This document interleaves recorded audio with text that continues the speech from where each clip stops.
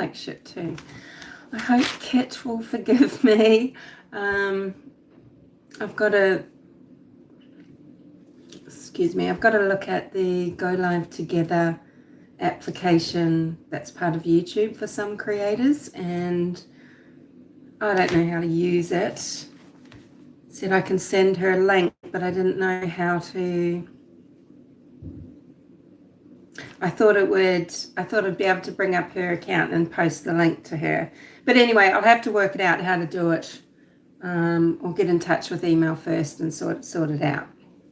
So I hope Kit forgives me, and hopefully Kit will join us here maybe there. Hey, Mark Klein, how are you?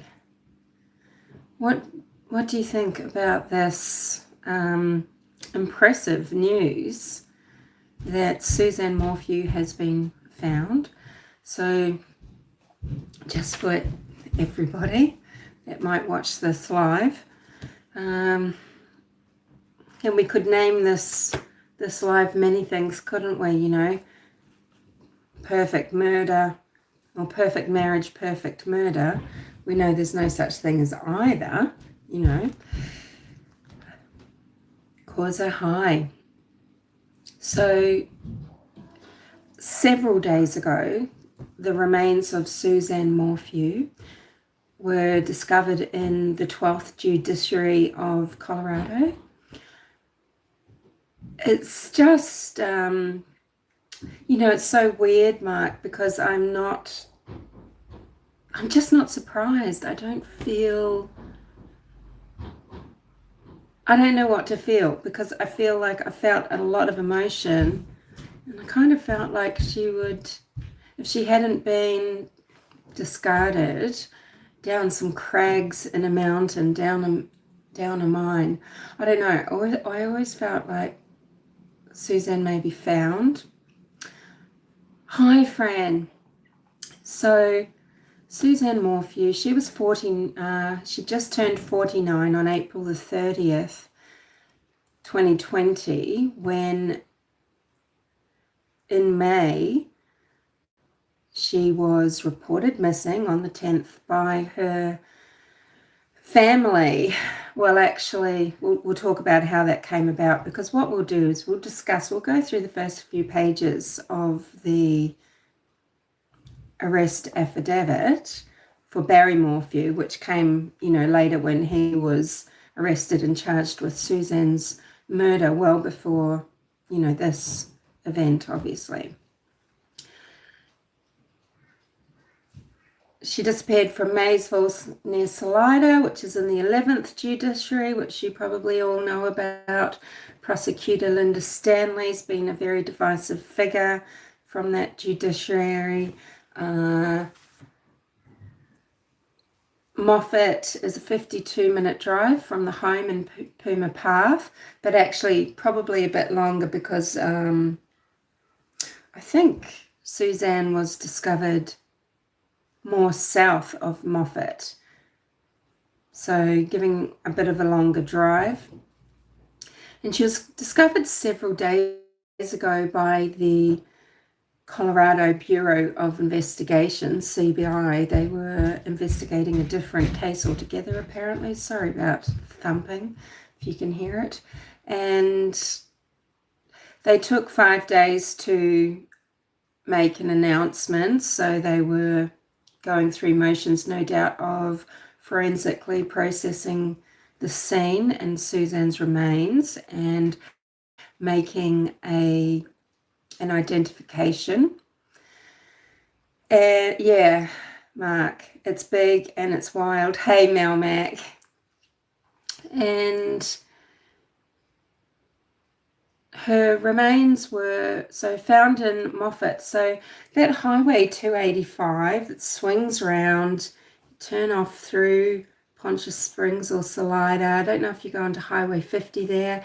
And then perhaps she was found on a branch off again of that on Route 17 is what I've heard. And she was in a shallow grave.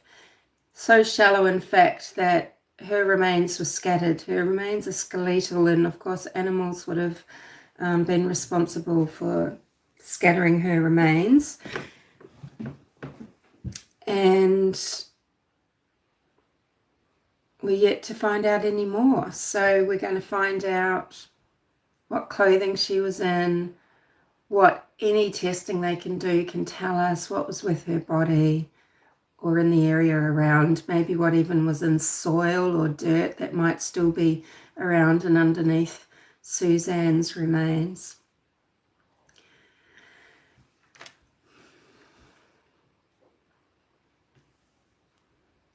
Hi Leanne, hi everybody. Okay, so let's just run through. Okay, so the Morphews were Barry and Suzanne. They have daughters Mallory and Macy, and I just would prefer that, you know, when discussing Mallory and Macy, it's just with regards to little bits of fact that drive along the plot that we're talking about, and that they don't get bullied or accused or anything like that. These girls are probably victims of coercive control, you know, and they are devastated girls who have gone through a really traumatic experience, and, you know, they just deserve to have distance. I know there's a lot of contentious issues to do with the girls, particularly at the start in 2020 with GoFundMes and accusations around that, and also the fact that they haven't been seen to be making, you know, contact with media to talk about their mum and make their own appeals and things. Sorry, I just feel so self-conscious. I just look like shit. And oh dear, oh dear, sorry. And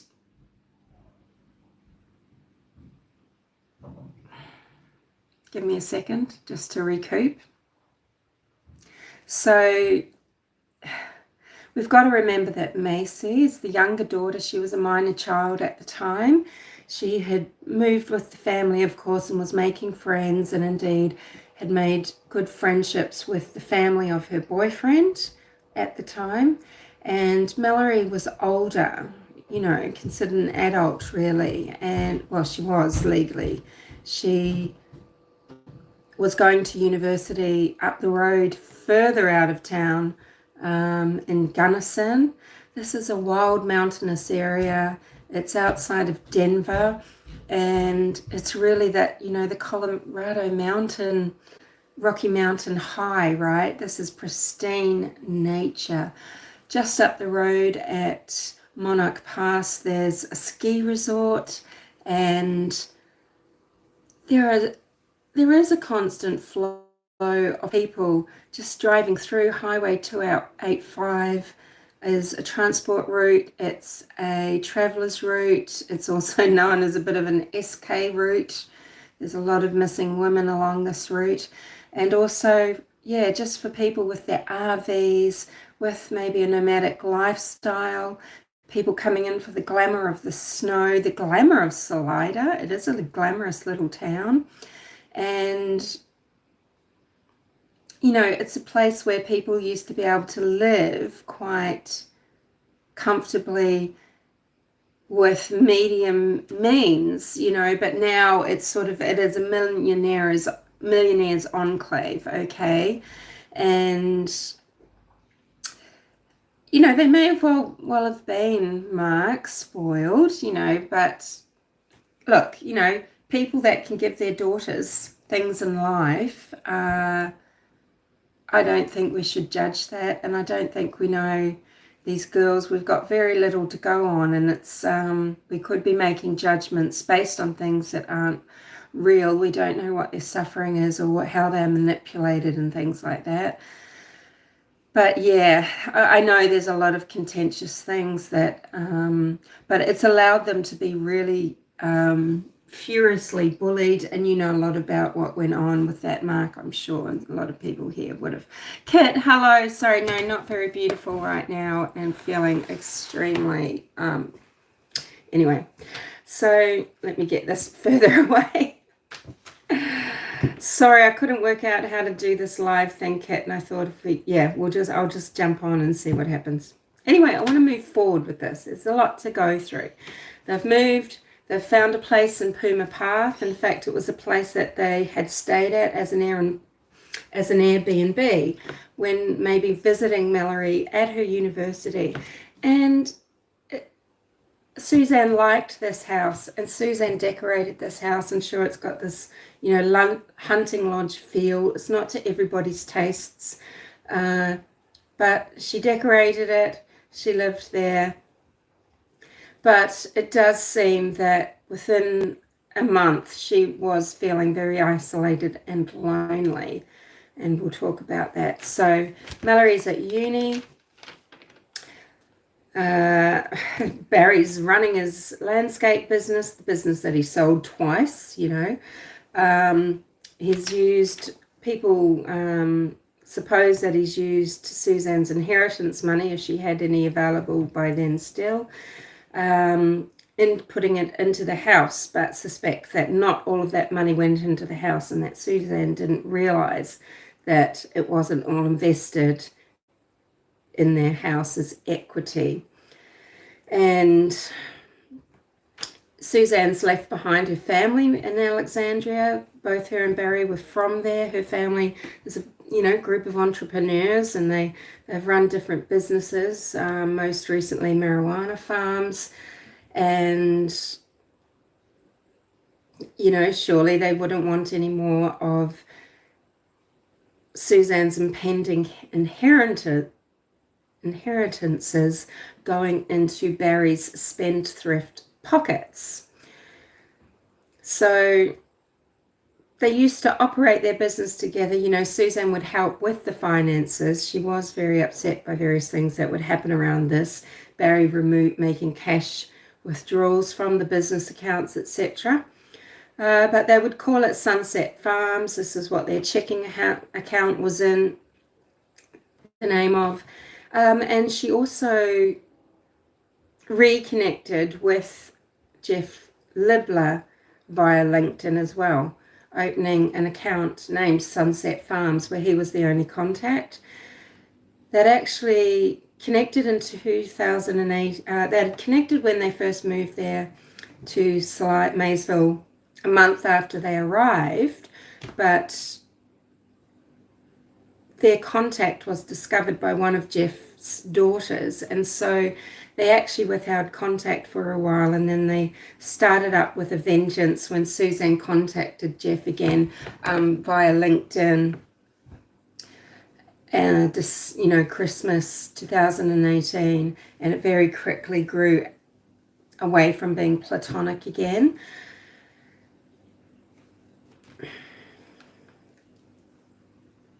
So May the 6th, Barry Morphew accuses Suzanne Morphew of having a boyfriend. Suzanne had obtained a spy pen. We'll talk about that again a bit later.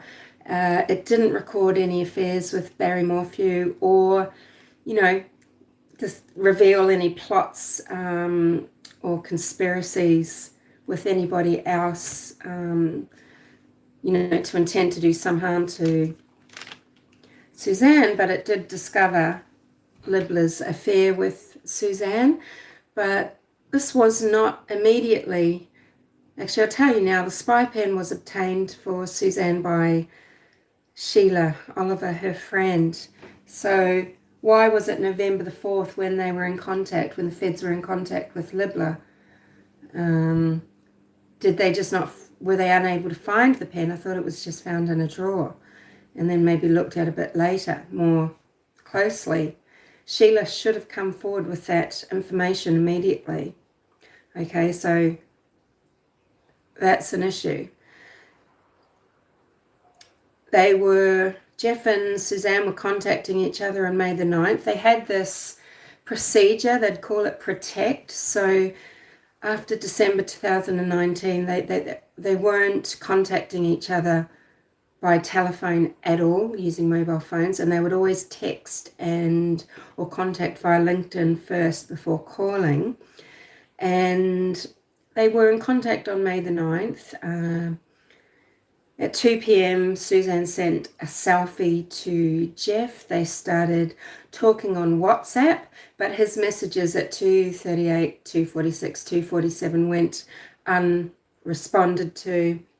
He tried contacting her on May the 10th as well with no response. He sent her a Happy Mother's Day message, and she didn't reply on the 11th either, and then he would have gotten wind. The 11th is when her sister and family were told and were contacted by Ellie, and it was probably out in the press then as well, and he went dark after that. Radio silent. So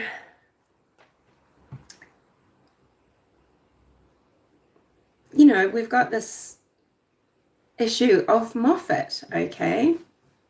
No, Jeff Libler didn't pass away, Kit. So the person that died was Jeffrey Puckett, the ex-felon, ex-woman abuser who also had charges for, exposing his daughter to domestic violence and drug use. And he died of methamphetamine overdose. A lot of people think he's a bit of a hero because, he could crack a few jokes about Barry. But, the guy was not an upstanding citizen, and it's sad that he's died. He had a family, clearly. People liked him because he had a dog that he had a cheeky repartee with. It's very strange. Anyway, but, he's still a person that's lived, maybe a hard life. He was trying to make things happen for himself in Salida in the construction industry. Barry was using him for work. We'll talk about him soon then. But, with regards to Moffat, so we know that Barry Morphew, we know through timelines given to us by the feds that Barry didn't have time to go to the township of Moffat the morning of going to Broomfield, the 10th. And, oh, thank you, Corsair. And I'm not sure if it was the spy pen Melmac that revealed his love of true crime, but maybe, yes, it did pick up that he was listening to true crime podcasts in the car. Yes. So did he go on the Saturday night? We've got truck telemetrics. The truck and at his home at Puma Path was very active with all sorts of door openings and slight movings and things like that for quite a long time until 9:47 that night. And his telephone was in airplane mode off, or, out of service or something from, the afternoon at around 2:41 to around 10:14 maybe from memory. So the phone has come back on. If the phone's coming back on, why is he doing that if he's going to then take Suzanne out to Moffat, maybe to leave his phone behind in Puma Path while he takes younger daughter Macy's Range Rover. Her car was Suzanne's old car. And I believe it was an old enough model where it didn't have the computer silicone chip or something. They couldn't get the details out of it. So, of movements like they could with his truck, or like they could with Suzanne's more up-to-date, more modern Range Rover. And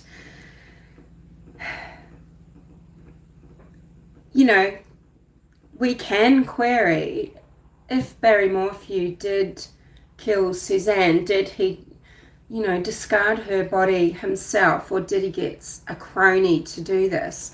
We've got that issue of $70,000 missing. Here I am skipping ahead of how I wanted to do this. $70,000 that he says was missing from the garage. Obviously trying to say it was stolen, or maybe he wanted to try and make some claim for some money. But, they did use cash in their personal lives. He kept Suzanne flush with cash, he'd say $300 or $400 a week in cash for her spending. I don't know if that include household things or just for herself. And, to spend on her daughters for clothing and things like that. I don't know.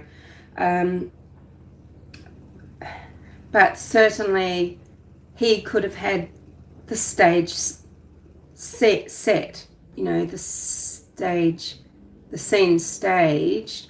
Someone could have done that for him in the morning, or continued staging that he did. He had time to walk. He could have just walked out to drop that bicycle.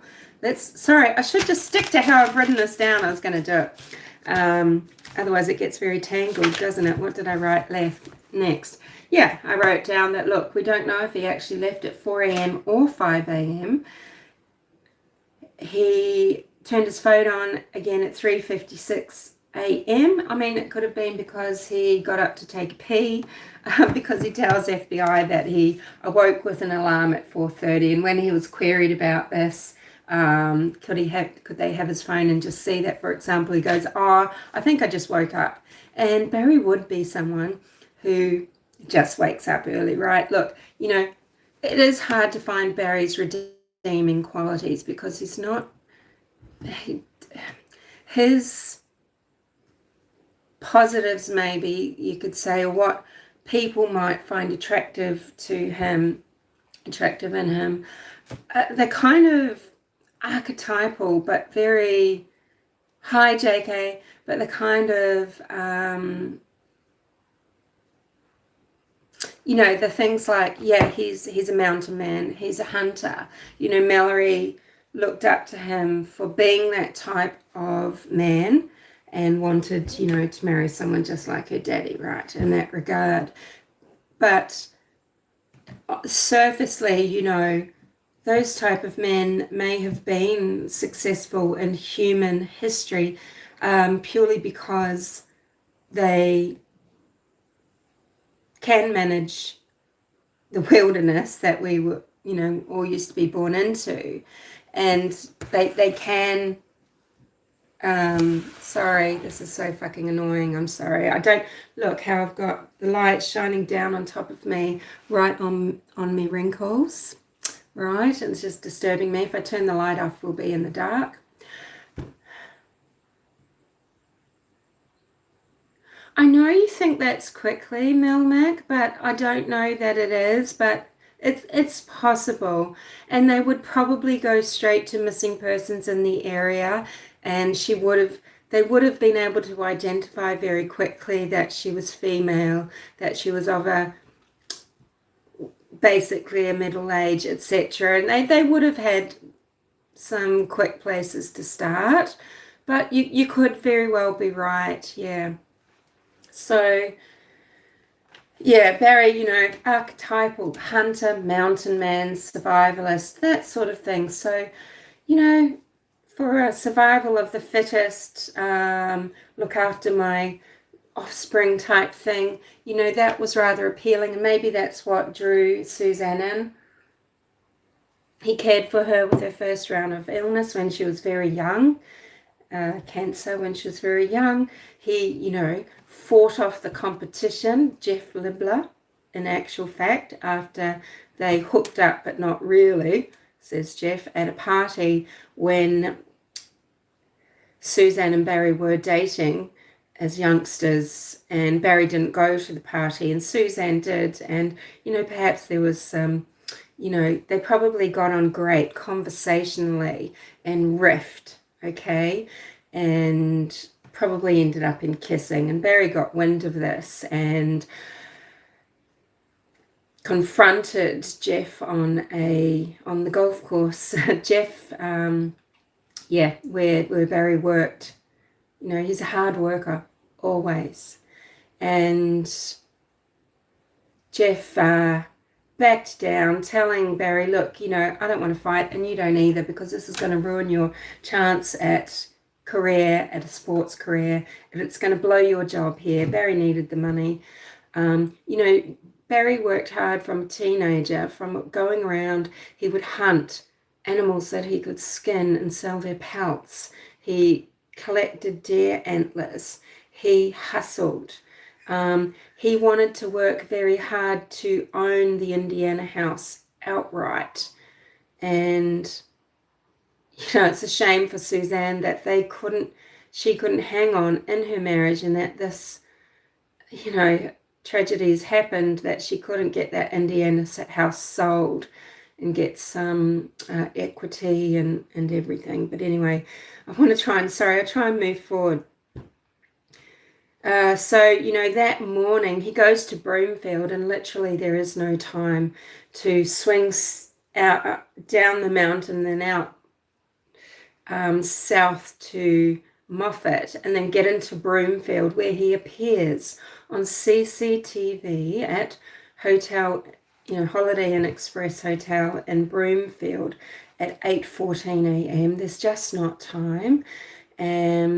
So even if he left at 4 a.m. and even if he left at 5 a.m., I don't know.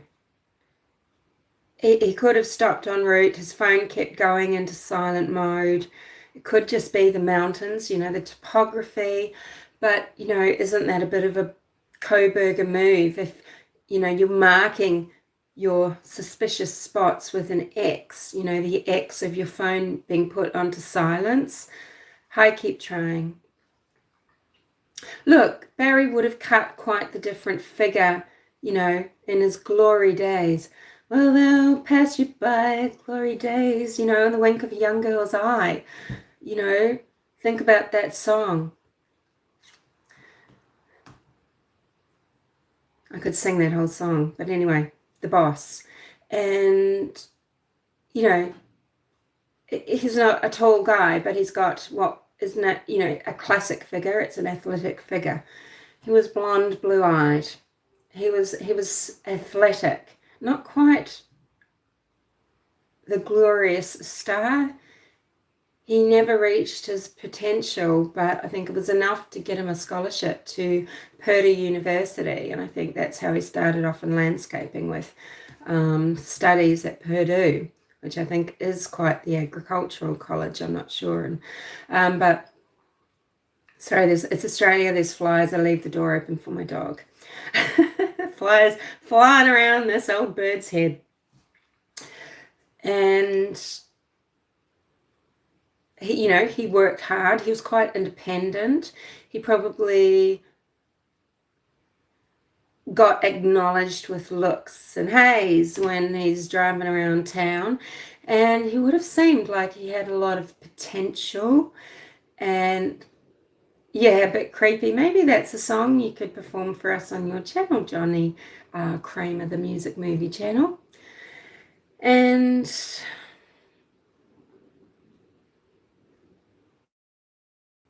things just weren't going well in later life for Barry, but because there was a lot of smoke and mirrors and facade and hustling, right?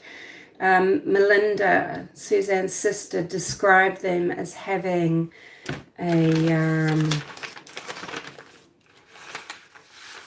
just a phony relationship, right? Or a phony facade, a phony life, she called it. And at the time, though, you know, he's gotten the Morphew girl, he's gotten Suzanne, young, fresh, sweet, right? But perhaps compliant, perhaps already molded for him, for this narcissist, because she was raised by Gene, her father, her biological father, in a hawkhold with his alcoholism. And I've talked about so many of these things that I'm saying here before, you know, with, you know, the fawning survival mechanism and this has very likely made her very vulnerable to Barry Morphew, who's caring for her through her cancer, but also very much controlling her as well. But at the time, I imagine she just felt that that was safe.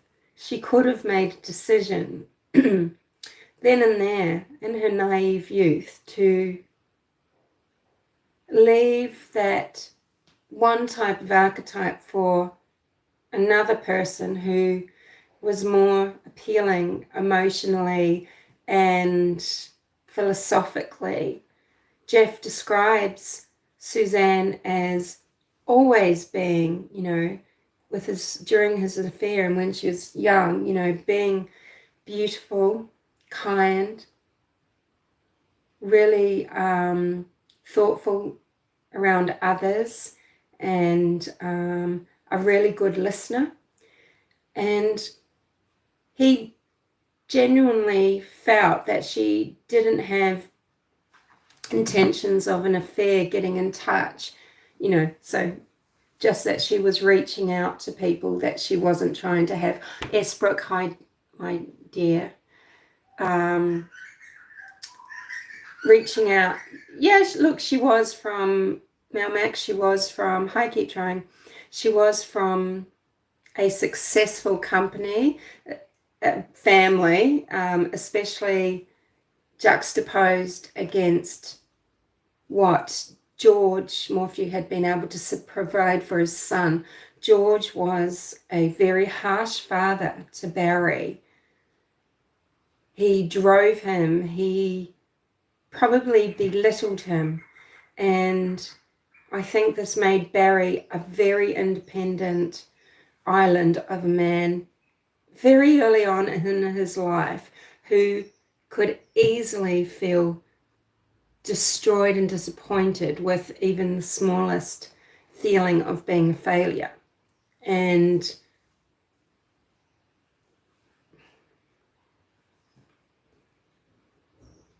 I mean, we all have to admit, with our knowledge now, that we're all growing in our knowledge of psychology, especially via our true crime fascination. We know that narcissists aren't just created because they are treated like the best people in the world. It's the dichotomy of their raising. It's abuse. It's maybe not abuse, but it's a type of neglect, a type of lack of someone really seeing you. Your parents maybe not really seeing you, not really caring, not taking notice. You're kind of dismissed, or you're treated very harshly. It's a type of neglect. And then this juxtaposed really directly with adulation and a lot of, it's probably not very fun for somebody to be created like that, especially a human being with potential that just through petri dish circumstances, etc., and their environment, become these people that can at least be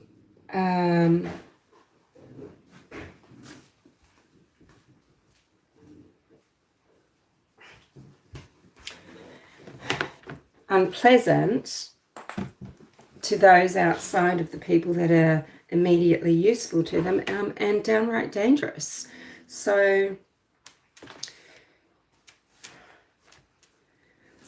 Mother's Day, Mallory is telling Barry she can't get a hold of her mother. They've been in contact on May the 9th, she says. I remember something about her saying there was a phone call, but then it was just that it was by text, and we weren't sure if she was mistaken or lying or if this was just misinformation. But anywho, Barry is telling Mallory as his proxy to contact the Ritters, their closest neighbour, and to get them to go over and check on Suzanne, which Jeannie Ritter does, and she's told to go back again and look if there's a bicycle, and then Barry tells Mallory to tell the Ritters to call 911, which Martin Ritter does. So what is Barry doing in Broomfield on May the 10th? So he arrives at 8:14. He's making a few trash drops. We don't have footage of that because we have footage of it, but it was too late by this stage, by the time, feds were onto this, to go and look in the rubbish tips, although great efforts have been made with regards to that type of search in various cases with great results, but the time frame here just maybe didn't work, and I don't believe there was ever an attempt to recover anything that was discarded by Barry. But we do have footage of him where he's parking to go and drop off these things. It's various car parks, trash bins around the place. In between times he's changing his shirt and things like that. He visits the wall, the Broomfield wall, under the gaze of hundreds of apartment building windows, and he takes off a few blocks off the top of the wall. You need to inspect sites, okay? You need to inspect sites before you buy materials and make calculations about labour times and costs and things like that. So if this was a genuine job, it did arrive hastily, this job, into the decision-making process of Barry, what he's doing. I think it was the Friday or Saturday. But you do need to visit a site. He couldn't work there. He wasn't working there, but okay, yeah, I think he took a few blocks off in preparation. But that can be argued against that, it was genuine. If this was a genuine job, that's actually part of what he would do. He wouldn't be hanging out all day in a hotel room, maybe, staying away from his wife, but he's quite the punisher. And he might have wanted to be punishing Suzanne Morphew. He might have wanted to be setting up an alibi, okay? But, people say that, but he didn't order any materials. He didn't do this or that. But, who are you going to order from on Sunday? That would have been done at something like 6 o'clock to trade supplies on the Monday morning sort of thing. And deliveries can be done very quickly. So I just feel like, look, let's look at this as, is this an alibi or him being a punisher? But it's pretty moot about some of those other details. He did take some hand tools. I used to discuss on my channel here a lot with Martin Smallwood about, the situation with Barry and going to Broomfield and everything. And Martin, he's got a lot of knowledge on this, on Suzanne's story. But at the time, his theory at the time was that Barry used this bobcat to bury Suzanne under the wall and would not entertain, just fucking drop that theory. He would not listen when I'm saying the bobcat wasn't there. You fucking prove that to me. And of course, that was the beginning of a falling out there. Anyway, the bobcat was not in Broomfield, but present were some tools. We see Barry dropping these off before he, bring them into the hotel, before he leaves at 6:12 p.m. These are after the calls to Mallory and telling her to get the Ritters to go home, to his home. He leaves Broomfield at 6:14 and he arrives at 8:14 at the bike site. So he made better time coming back. Now, people might say that's because he stopped somewhere along the way. Well, is that also a moot point now, since we know? I'm sorry, I'm not really reading chat either. I just trust that you will. I didn't call him Burry. I said Barry under the. Yeah, I know. I got a bit tongue-tied, Esbrook. But people will say that he stopped for half an hour maybe on the way down. You know, a lot of people used to think, what if Barry has done something to Suzanne and he's taken her to discard on the way? Well, if that was what happened, you know, yeah, could that be the case? That seemed like the most likely. Where on those ridges? Would it be towards his nephew Trevor's home, etc., at Everglade, something like that?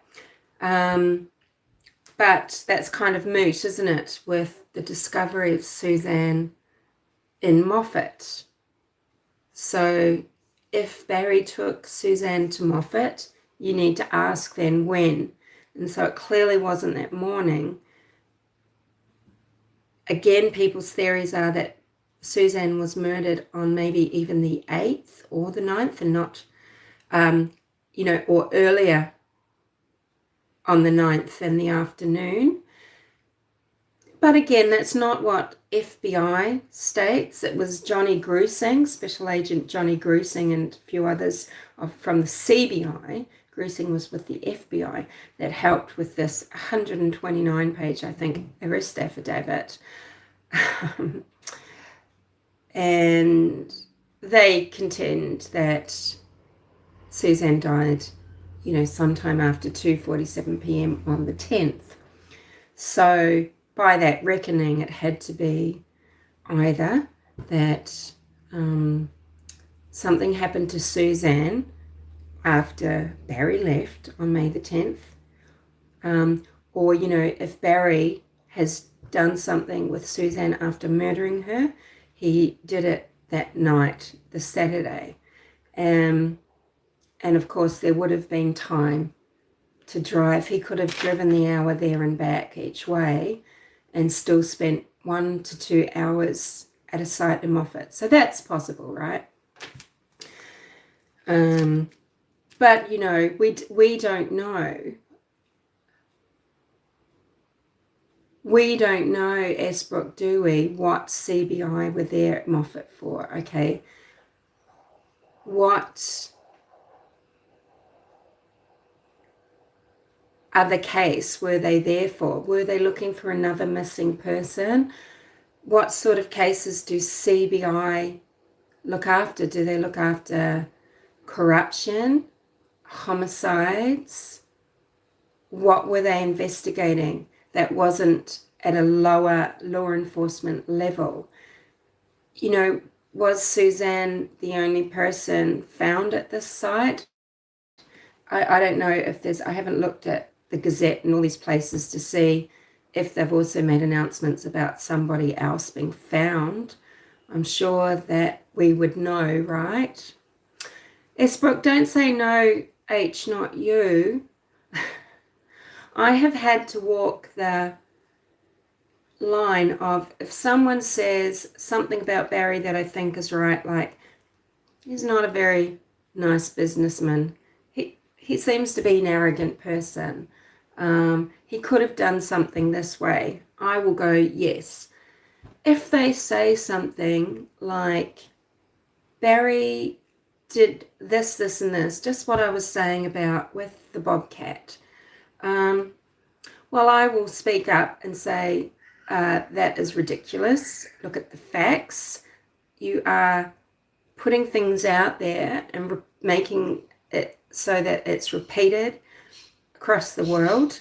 And yeah, and I've had to walk this line because, as Esbrook knows, I have had holy fury rain down on me about this case because you can't speak up. I used to speak more openly about, what is really suspicious here and everything. And then, or what's not, you know, or what are the alternatives, just like I do with every other case.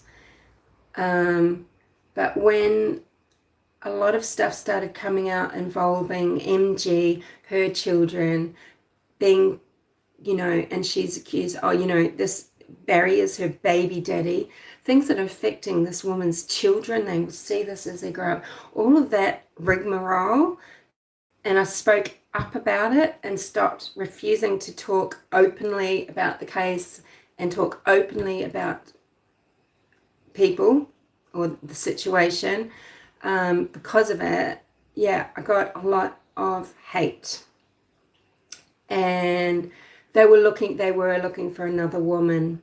And I wonder why they thought that maybe Edna could be found out there in Moffat. You know, Barry Morphew, that Moffat area, it's, you know, you look on the map and you can see that it's flatlands, wastelands, but they are manipulated by humans to being sort of agricultural and things, I think. And I think it's quite wild. It goes down into these sort of flatlands with all these sage bushes and dirt, and, you know, it's sort of this dust bowl area, but there are irrigated spots and things like that. I don't know quite what they're doing. And Morphew would have been very familiar with this place because it's local where he would have been working, maybe. There's a company there called Remy Construction, which is actually on the north side, not going further south, I think. Well, it's closer to Salida, not going through town. And maybe he had contacts there, and the name seems really familiar. But who knows, right? But this is the thing, yeah, Esbrook, yeah, I don't want to hear about people making all these assumptions. That's putting their whole theory out there that, oh, sorry, Esbrook, yeah, I'm just not, yeah, because I'm not very well right now, and also because I'm just old, I can't read this chat quite well. And also, I would love to, you guys, I know you are having the best chats, you've got the best information, you are talking with each other so well, and I love to see this chat flowing, and you're giving me some good information, but I'm not really watching it, because what will happen is I won't get through this little bit that I was going to get through, so that then we could discuss it further. And I'm kind of collating it anyway. So sorry if I don't want to upset anybody. I couldn't handle it today, but it's upset people, especially my friends. So,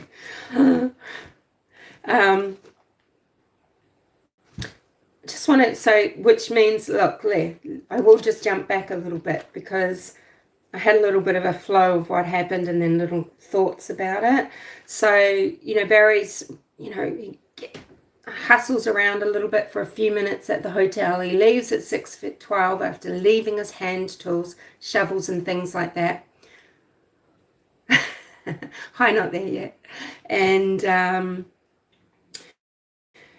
Ellie keep trying to phone him. We know that Barry was on the phone to, and in contact with George on his way back home to Puma Path from Broomfield. And also Ellie do eventually get hold of him, I think at about 7:10. And this, in this conversation to law enforcement, Barry is saying about, Suzanne goes bike riding. She goes bike riding, and usually between 8 and 9 a.m.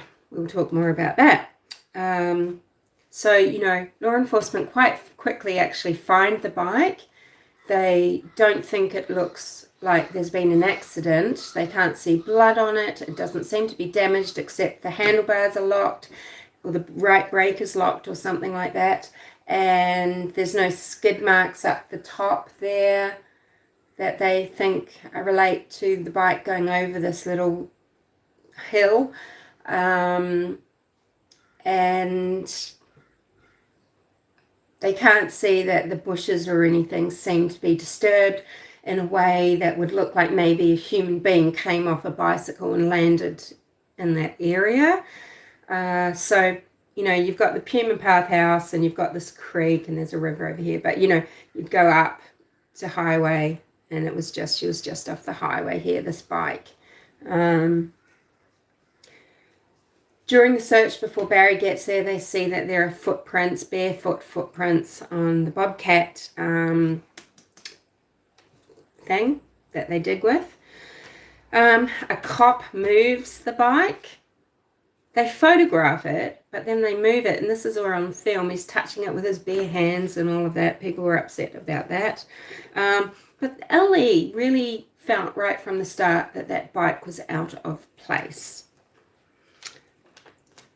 The neighbours and Jeff Libler said that Suzanne didn't normally ride in the mornings, that she would normally ride in the afternoons. Jeff Libler also said that she wouldn't normally ride around her neighbourhood.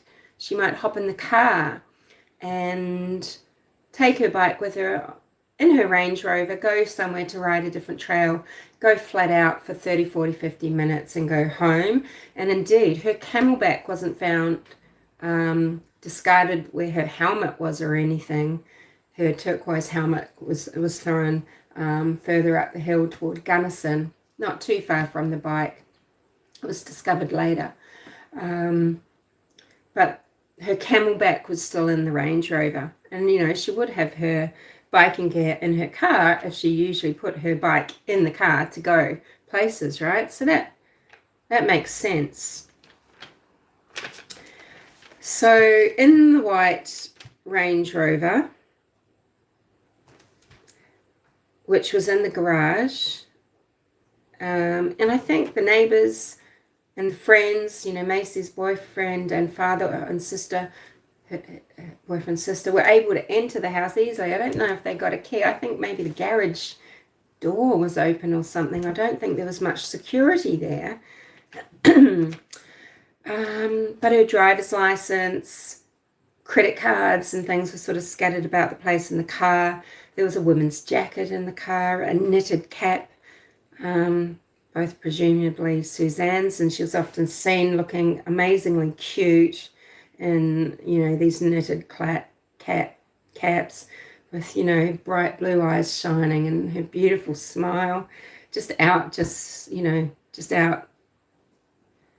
in the fresh air, you know, just trying to enjoy life. Several pairs of sunglasses all around. There was a key in the glove box and a camelback. There were spa chemicals. People who are OGs about Suzanne's story know about the spa chemicals. And there was a Scott bicycle service receipt. So Scott, who ostensibly was fixing her bicycle just days before, maybe the Thursday before the weekend, and, you know, he was, you know, thought of as being a person of interest by people, and we wanted to know if fingerprints found in the car. Remember, there were fingerprints on the glove box. There was a tranquilizer cap. This was found in the dryer. I think I said it was in the washing machine, but it was in the dryer with the sheets off Mallory's bed. Mallory said there weren't any plans to spend a night there. I feel like Suzanne and Barry were probably not sleeping in the same room, and maybe someone was sleeping, one of them was sleeping in Mallory's room. Let me just scroll back and go through some messages then, some of what you're saying. Francesca thinks of him as a predator. Causa believes that some of what makes Barry, or maybe people like that, who they are, you know, like, you know, this a particular type of person, maybe it's genetic.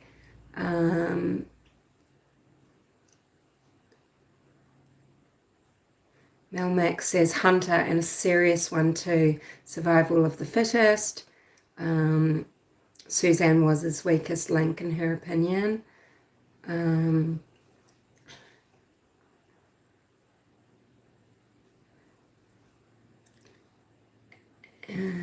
And it was about, you know, he wanted to save face, and S. Brooke agreed.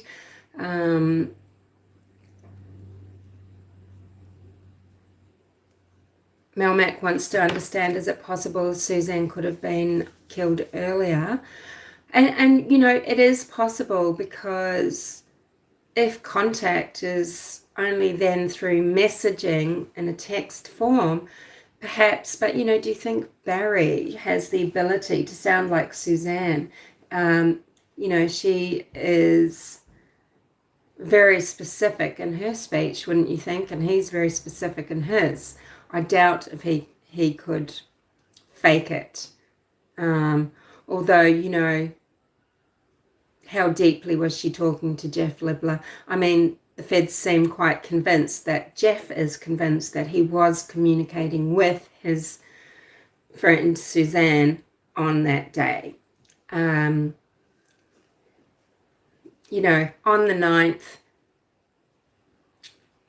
May the 9th, the Saturday, Suzanne Oliver, her friend, was talking to Suzanne, discussing her daughter's wedding that was going to be happening online. This was COVID era, the next day on May the 10th. And Suzanne wanted to watch this. She wanted to connect in. Where was she going to watch this? See, this is what things that I would ask. Where was she going to watch this? Was it possible that she was abducted because she had wanted to cycle into Poncha Springs to get the Wi-Fi to watch this wedding? What time was this wedding? Because they didn't have good service in the mountains at their Puma path home. But, you'd think, okay, Sheila would know if she's having this discussion about her daughter's wedding with her friend. So, I've had to just go with that flow, go with the federal conclusion that Suzanne was murdered sometime after 2:47 on Saturday, May the 9th. So Sheila Oliver, she said Suzanne didn't read 3 Snapchats on May the 9th. And she says this is unusual. Suzanne would always respond to her straight away. And she sent messages, 3 messages between 6:40 and 6:48. She said Suzanne was very excited about Sheila's daughter's wedding on May the 10th, and she was going to watch it online. And Suzanne, in a text in March to Sheila, had called Barry a Jekyll and Hyde. And it was Sheila who provided the spy pen, as I said previously. It was Sheila Oliver who Barry had sort of infamously been accused of stalking along with Suzanne. So she's the one that was visiting Suzanne, and she felt that Barry was stalking her when they were on the Permapath property, and he was said to have been doing all these weird things like, driving into the driveway and maybe observing to see what was going on, just acting in a very bizarre fashion. And she reckons that when Suzanne was visiting her during 2019 as well, that Barry would ring Suzanne constantly and even actually ring Sheila's phone once too, checking up on Suzanne. But the thing is, right, with merit for suspicion, with reason, because Suzanne was having an affair. There was a time when Suzanne was in Phoenix, and maybe this is when she was visiting Sheila. She left a day early. She went to Dallas because Jeff Libler was in Dallas, and she spent 2 nights with Libler in Dallas. So she was deceptive about her relationship. And maybe she didn't tell Sheila about it. So Sheila wasn't providing an alibi for. Yeah, and didn't even consider that Suzanne was having an affair maybe of her own.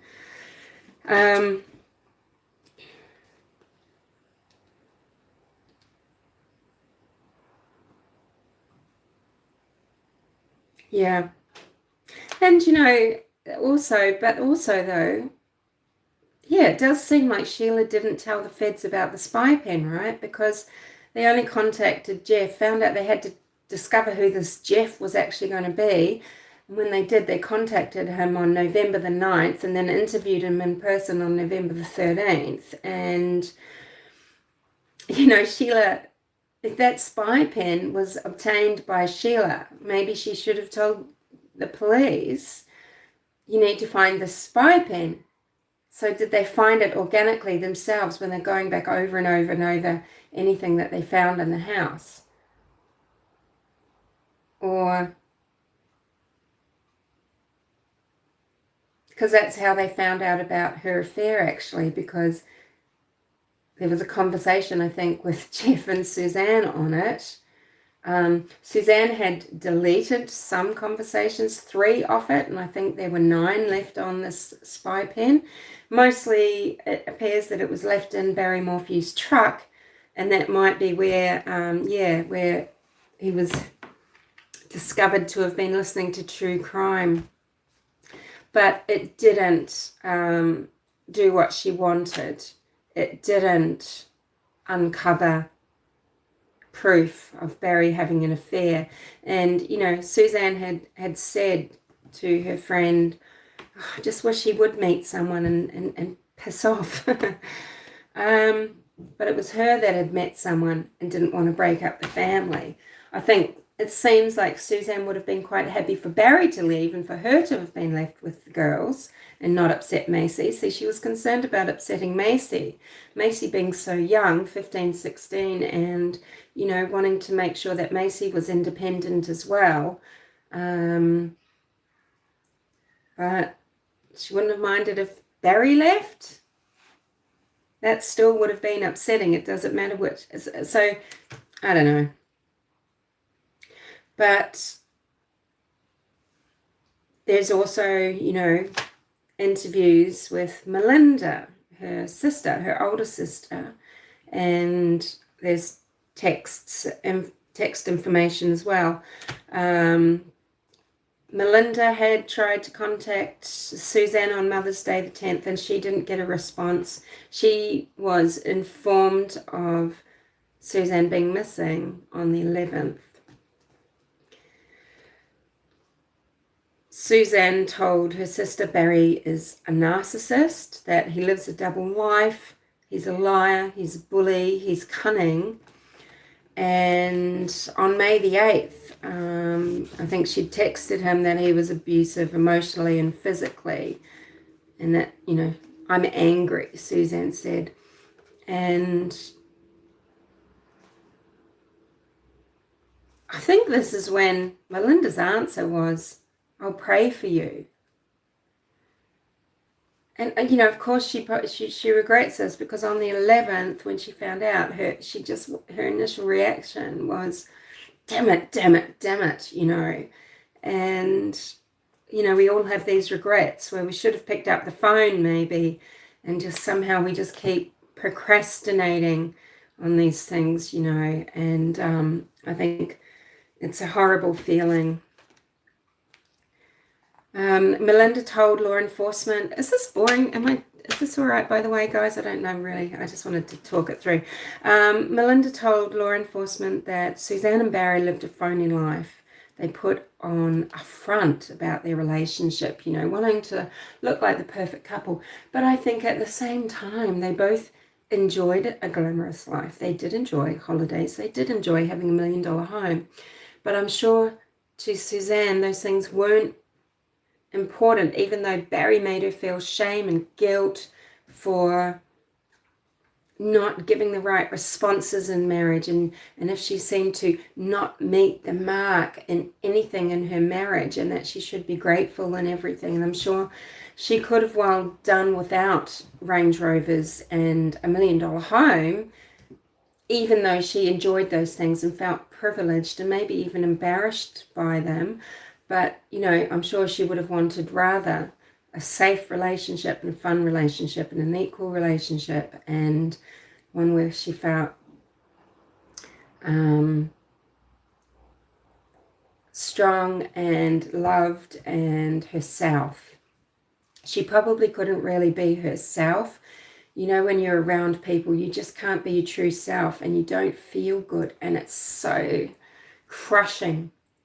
And then the difference you feel when you're around people that you can truly talk to. No doubt that's how, Suzanne felt so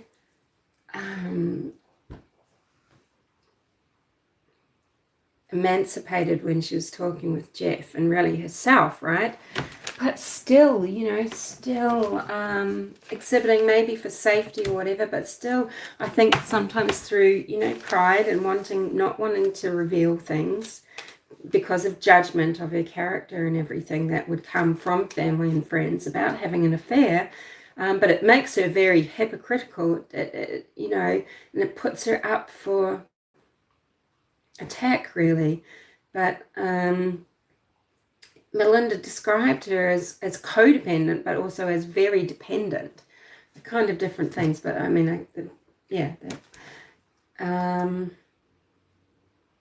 I guess she'd been like that for decades, was maybe very dependent on her family of origin, on her father, Gene, but, in a different way, but then very happy with her stepfather.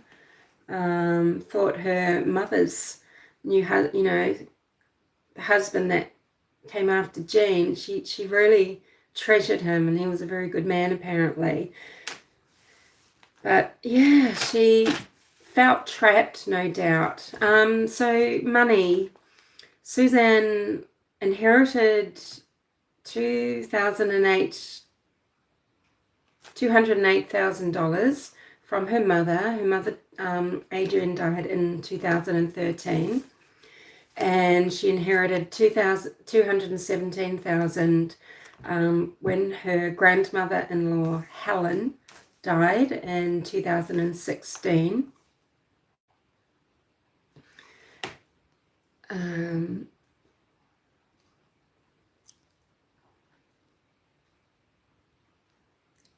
Sorry, I haven't even had this scrolling now.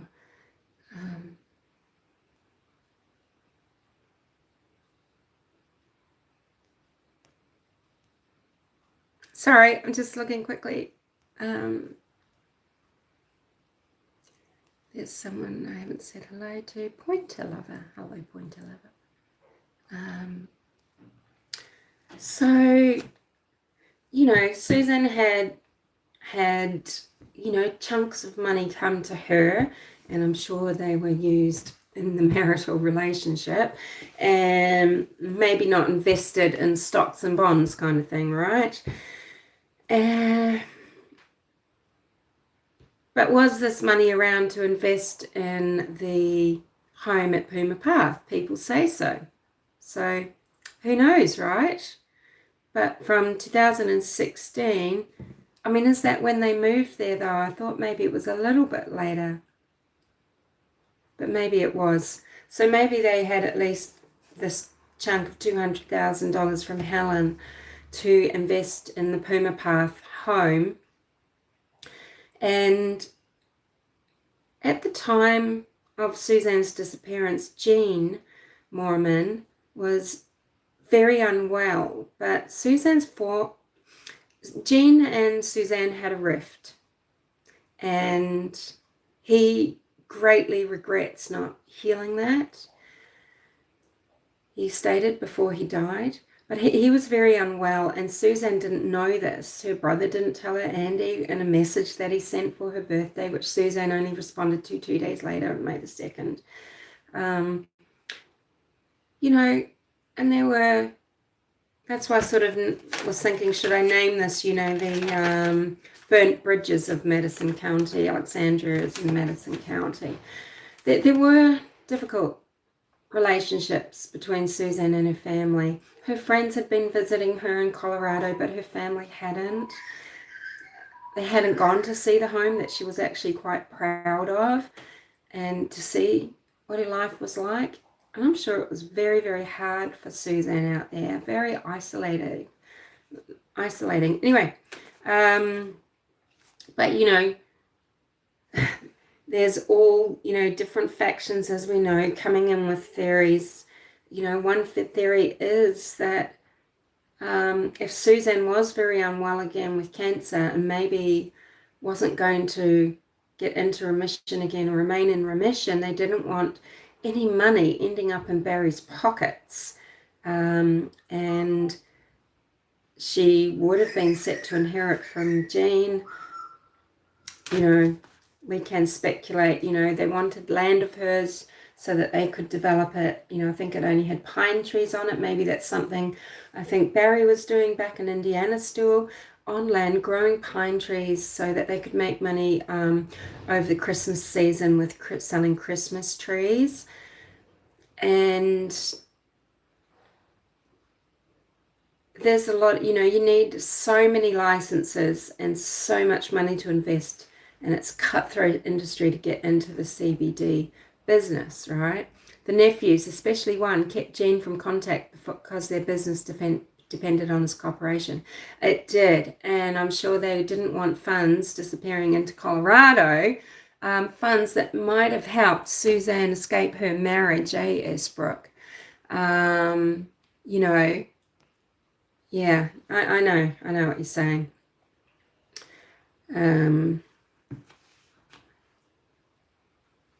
Yeah, we won't, that's for the next live, all that stuff, right?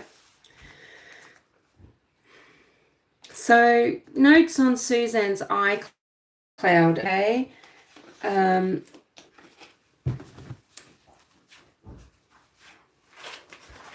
So we know about notes that were uploaded to Suzanne's iCloud just prior and on May the 8th, and it was her list.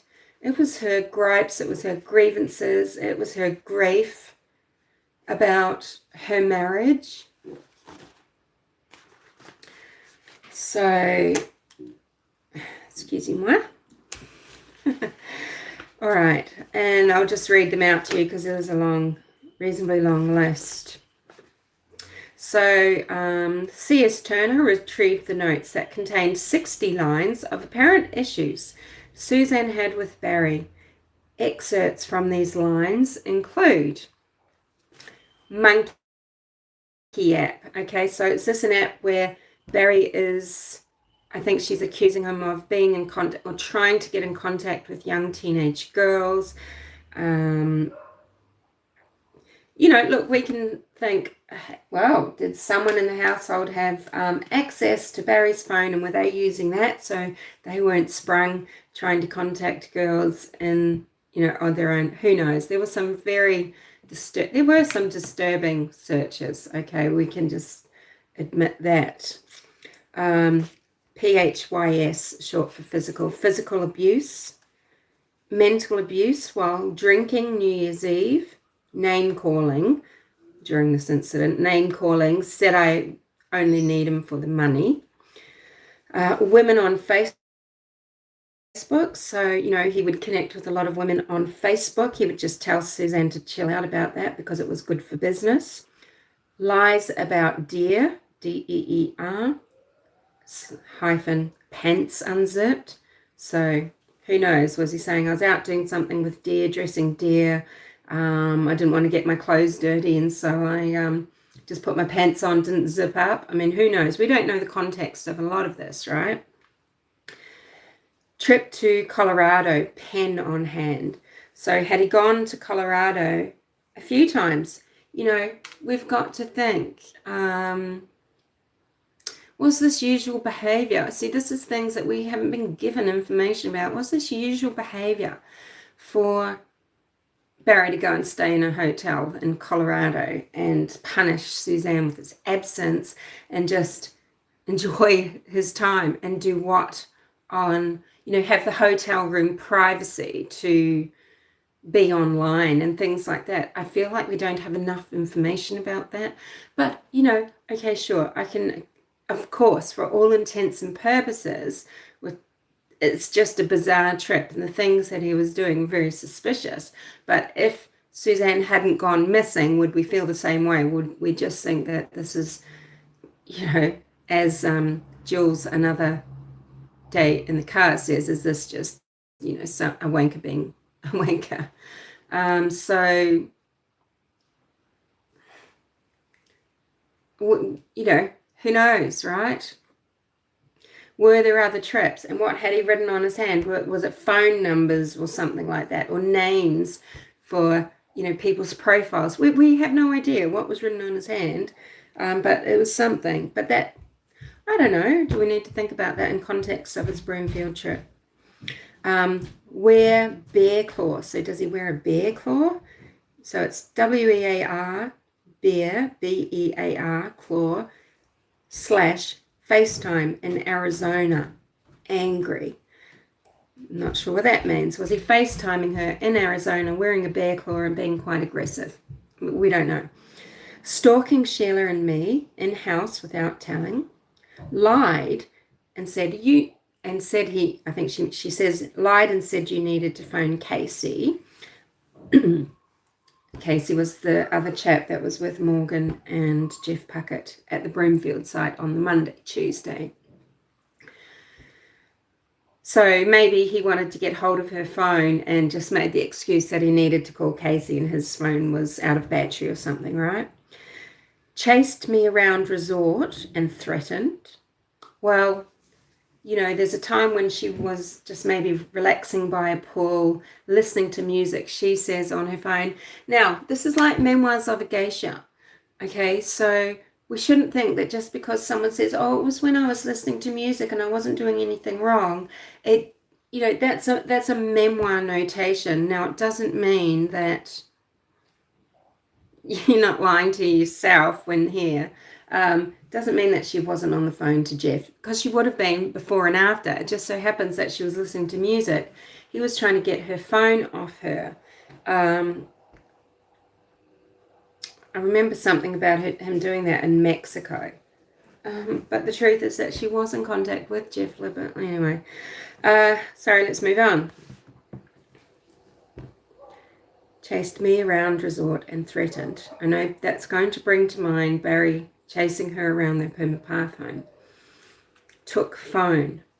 And then in another paragraph, not safe alone with you, can't be trusted, oppressive, slam on brakes when angry. And yeah, when your partner is the type of wanker that drives erratically, grinds the gears, slams on brakes, is just such a jerk like that, endangers you with reckless driving when they're angry. I mean, threatened to jump out of car. And then she's got gun. I don't know what that means. There were unloaded guns kept in the house in a cupboard downstairs.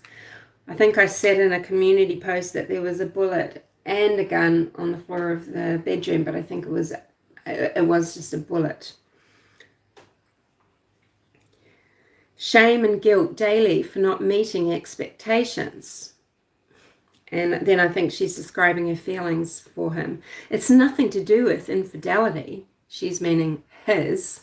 So again, we could look at this as hypocritical, although she feels justified because her needs aren't being met. She thinks partly maybe why she is looking for an external safety net is because he is so unsafe, and because she feels like he has always been so untrue. And but she says nothing to do with infidelity and everything to do with your character and who you are at core. And they didn't, right, because we know that Barry is not someone who is upstanding, so to speak. I'm sure he maybe never felt that he would turn out the way he did.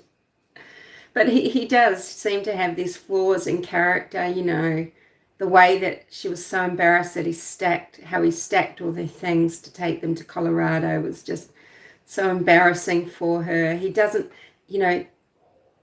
it's good character to do things in a really productive, careful, thoughtful way, right? And I really appreciate that quality in men, and I like to try to have that quality for things like that as well, to take precautions, be careful, be safe. And he just piled things up onto this trailer and drove them out to Colorado. Didn't hire a U-Haul, didn't get everything done neatly and safely, and she just felt like it was so embarrassing.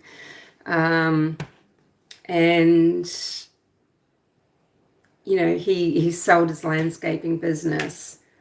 and it was just complete rot. And there's information that people will tell you that, you know, they can prove that he sold the same business twice and that sort of thing. Yeah, yeah.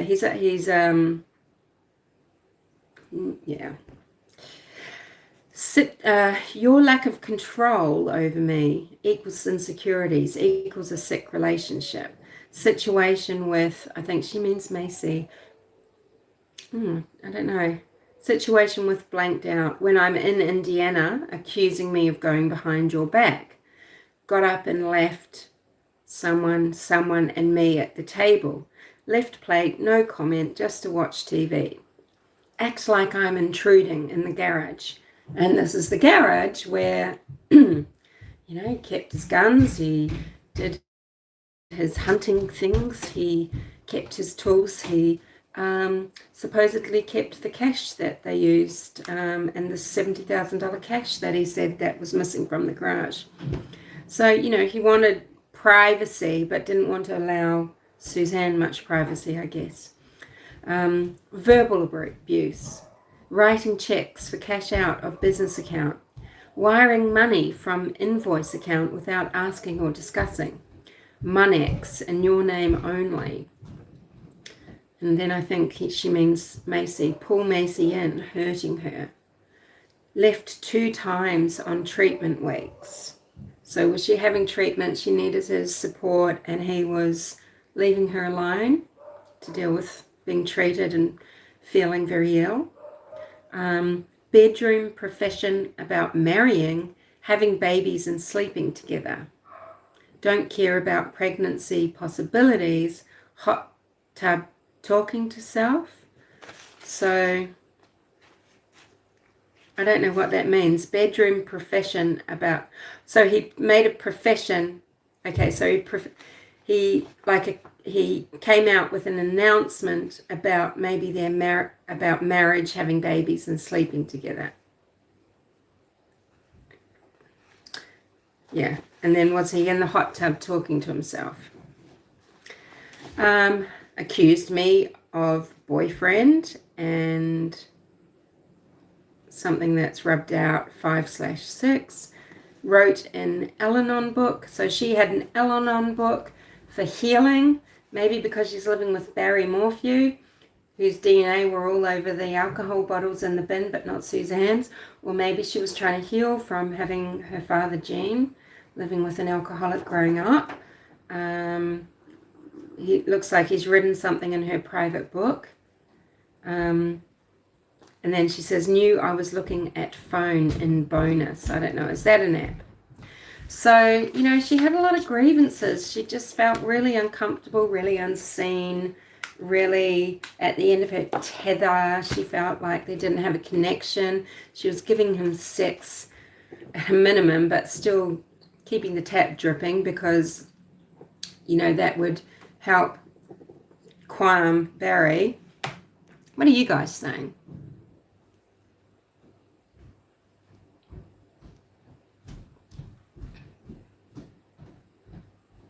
Yeah, Melmac, what was that on? That was on some, I don't know what I was watching. I might have even been watching Judy Ron or something. Was it on there?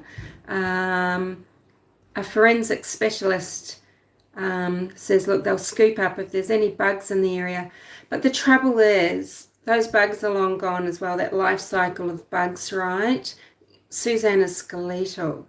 But maybe there's something on her that's usable, but maybe it's more so for fresher finds that they can use that technique. But even so, yes, one would hope that the soil beneath her will be analysed. I wondered, were they prudent and forward thinking at the time? Did they take soil samples from all treads at the house? So Macy's car, Suzanne's car, and the truck, etc., not just Barry's truck, so that they can maybe match the soil, the dust, the dirt that they took as samples at the time to, you know, to Moffat. Was he a gambler? He took gambles, but I don't think he was a gambler. I don't think so. But yeah, I don't think he was a very above board person.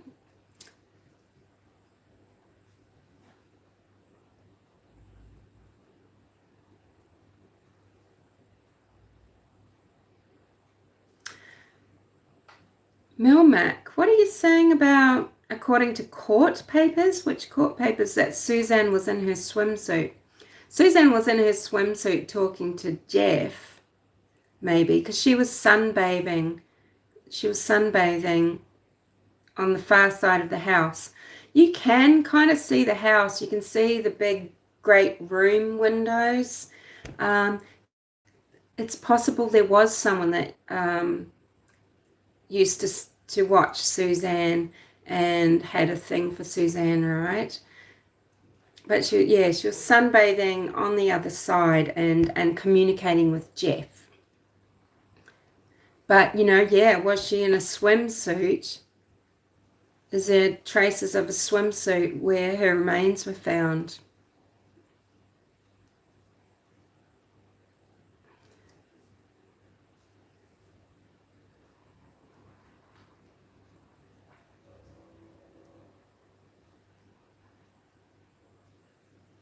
But the bugs breed in the same area. Yeah. I'm the typo queen. On a keyboard, no problem. But on my phone, gosh, we all know I'm quite known for it, aren't I? So, okay.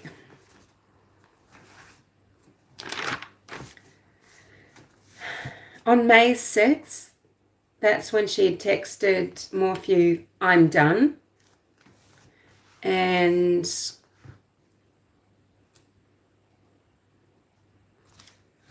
this is some stuff now I had already spoken about because I jumped ahead, just with some things about Libla, saying since Jeff was only discovered in around November, how come Sheila didn't come clean about the spy pen?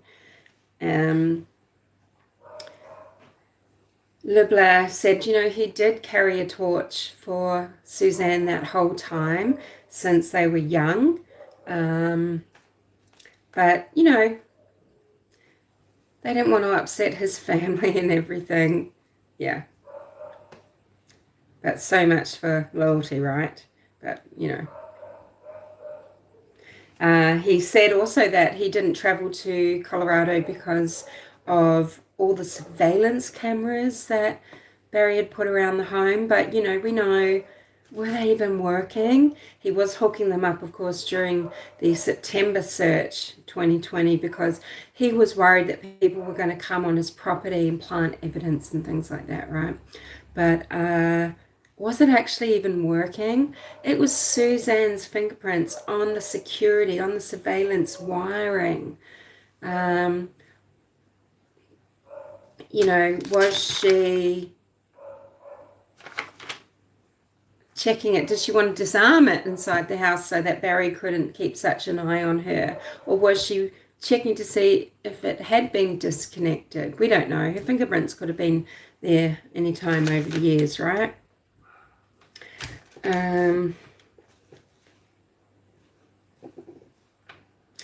What places did Jeff Libra and Suzanne meet up in? Well, the first time they met up in person, they weren't intimate, but the last 5 times they were, and they shared hotel rooms, they shared meals, and they shared intimacy. So from February 2019 to February 2020, they met up in New Orleans, Florida, Indianapolis, Michigan, Dallas, and then Florida again. And it was Dallas was the trip that I mentioned that, Suzanne was in Phoenix at the time. I was wondering, does Sheila live in Phoenix? And did she make she planning to say, I'm going to Sheila, said that she was going for a little bit of a longer time than she really was. So telling Sheila she was going, hey, I'll see you for 4 days, telling Barry she's leaving for 6, planning in advance to fly out of Phoenix to Dallas. So people say, look, I mean, she had control. Suzanne had control of the money for the business, even though Barry was acting really inappropriately with the finances, taking out cash and, removing money from the invoice account. She's trying to pay bills and pay wages, and he's taking cash out, which he's then, doling out to Suzanne weekly, right, as her allowance. But she had access to funds, more so than a lot of people that are under coercive control, under control. But she did have a lot to lose and a lot to leave behind. And I don't believe she ever would have left her girls, or at least not said, hey, look, I'm leaving Dad, I'm going to stay in a hotel in Salida. And I don't believe she wouldn't have been in contact, even though, this may have really negatively affected relationships with maybe Mallory for a while. I think, there was some pretty normal daughter-mother dynamics going on. Yeah, changing all the time as well.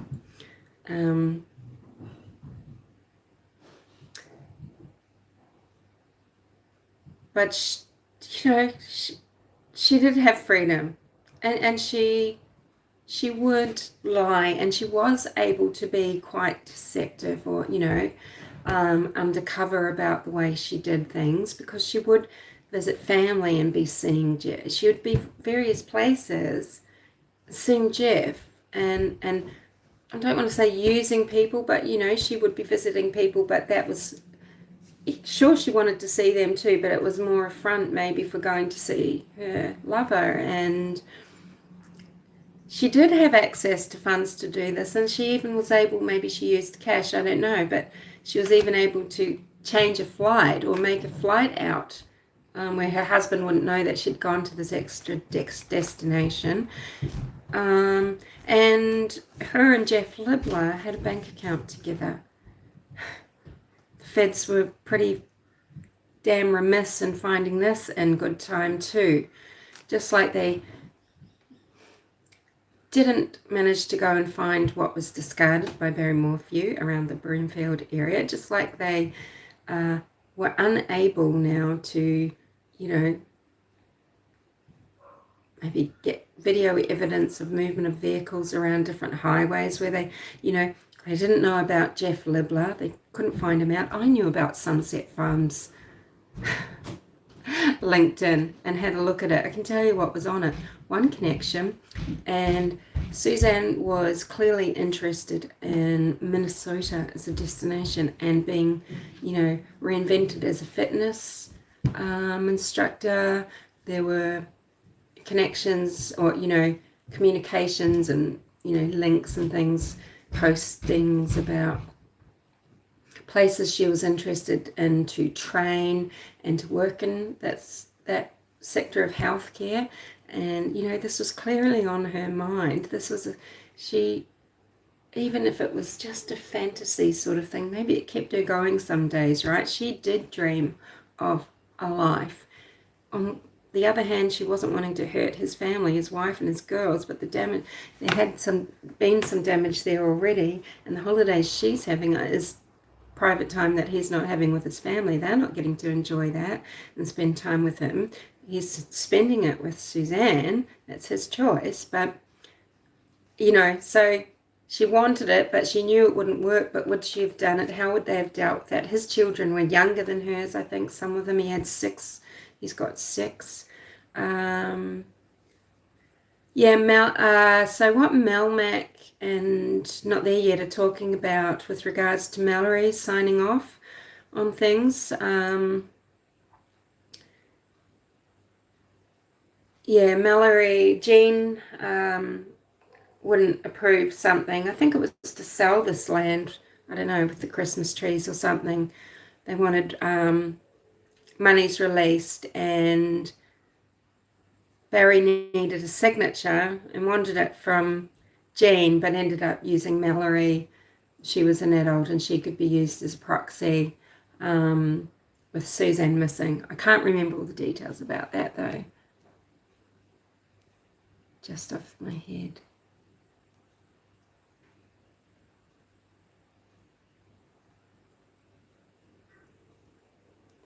Don't know if I don't think it was about selling Puma Path. It was something to do, it was something connected with Indiana. It wasn't Macy because she was a minor, it was Mallory. Yeah, she had a bank account. And again, do you think that they went and subpoenaed that and found out if there was any fucking money in it? No. Yeah. All right. Yeah, so Libler, when speaking to police, he was concerned about the spectre of physical abuse, and Suzanne had said to him, which belies kind of what she said late in time to his sister, that, you know, he won't cross that line, he's learned. But she could have been alluding to Melinda that, you know, this was something in the past, an incident, you know, years ago. But, you know, I don't know. It seems like there's been an incident where he has pushed her, shoved her, hit her, something like that. But Suzanne is telling Libler that he won't do it again. And Suzanne was telling Libler in 2018, before their relationship was physical, but it was, you know, it was clearly, it was an emotional infidelity. But yeah, telling Libler that she loved him. Saying that they were soulmates and all of that type of thing. And when police wanted his phone, he was using his corporate phone. He'd added all of these apps on, you know, the WhatsApp and everything. Oh, Libler had conveniently smashed it in June 2020, and his corporation had replaced it for him. And he hadn't reloaded these apps. But WhatsApp, you're communicating, and I think it just disappears anyway. There's no record, which is why people use it to have affairs.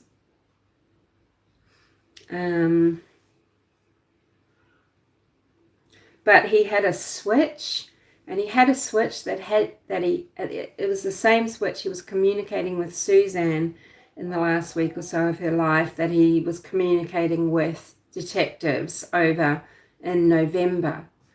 Again, though, maybe I haven't got to this bit yet. Maybe they did subpoena that and get the information off it.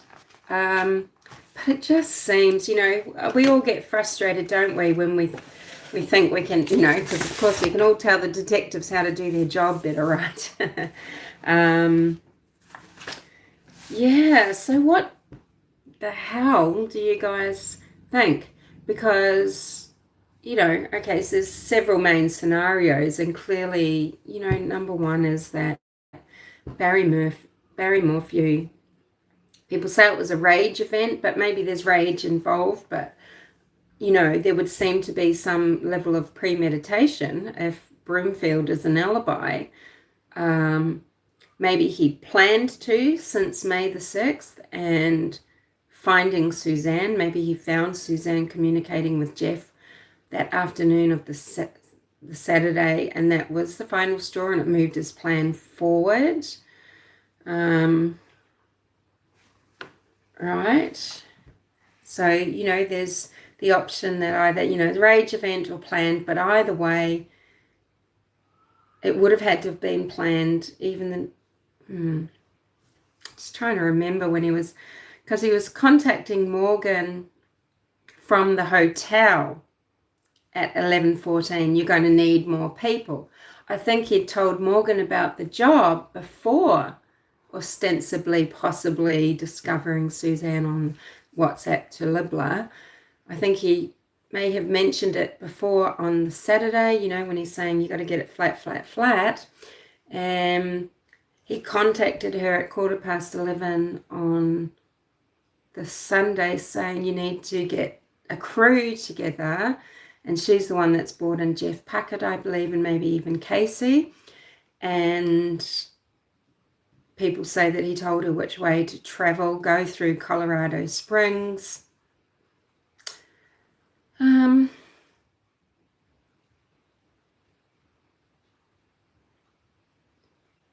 You know, so he's committed the crime, and then he's planned the cover-up. Well, what is all the truck movement about if he's going to take her to Moffat? Why is his phone off for that long period of time up until it comes on again at night and the truck stops moving if he's only going to take her to Moffat? So, yeah, he reached out to Jean Mormon, maybe.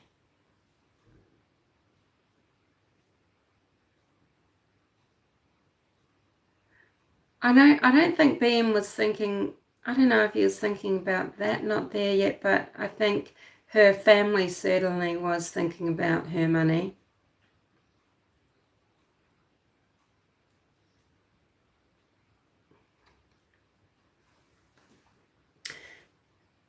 Sorry, radio silence. I'm just thinking just what to, okay, yeah, so we're talking about, okay, so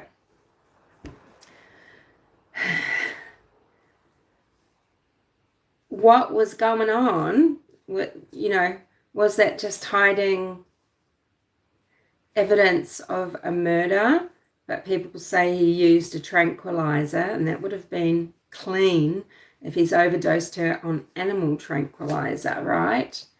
But is that rage food? That's quite thought out as well, to go, what am I going to do? Rather than going and grabbing a shotgun or a gun or a shovel to get a tranquilizer, okay? So again, are we thinking premeditated, right? But there's no proof a tranquilizer was used on Suzanne. And now we might not be able to tell this, but there's no proof of that. He would have had all sorts of paraphernalia of hunting everywhere. And if he is bedding down in Mallory's empty room, not sleeping with Suzanne because she doesn't want him in there, paraphernalia of his lifestyle is going to be mixed in with all this stuff. This is just life. Think of your own household, okay?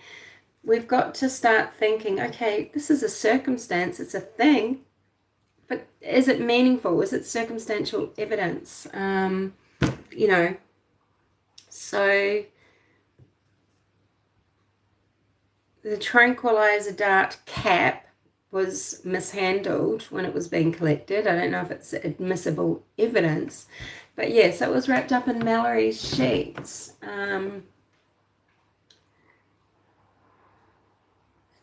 Did he use a gun? Well, he couldn't clean up the blood. They would have had evidence. But, you know, there was traces of blood maybe around the bobcat in the truck cab. Again, you would expect it. Blood representing a murder. How did he do such a good job cleaning up, right? On all the rocks around, everywhere on that house. It's just... So... But, you know, he could have murdered Suzanne somehow, whether premeditated or not, on that Saturday afternoon. He could have taken her to Moffat on the Sunday night. Another option is, okay, so Barry did kill Suzanne and someone else took her to Moffat. Okay, but, you know, would the police have found evidence of him contacting someone? How is he hooked up with this person that's done the dirty deed for him. There's plenty of shady people around the area, and $70,000 would really talk. But didn't Mallory put a deposit down on a home, on an apartment or a townhouse in Gunnison of $70,000? So now people will say maybe that's from a GoFundMe or something, but don't you find that a little bit funny? I don't know. I don't know if that's, don't take that as anything factual, but, maybe it wasn't spent paying someone off okay, and maybe it wasn't really stolen. Maybe it didn't really exist. It's just one of the thousands of things, apart from Suzanne herself, who is an intriguing person, that is intriguing about this story, her story, and why people, part of why people are so interested.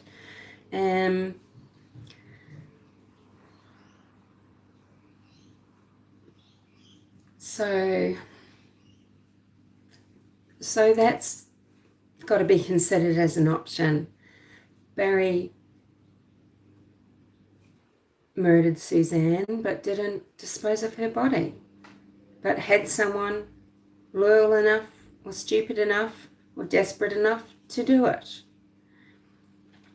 And if that's the case, did Barry tell them where to go, how to do it?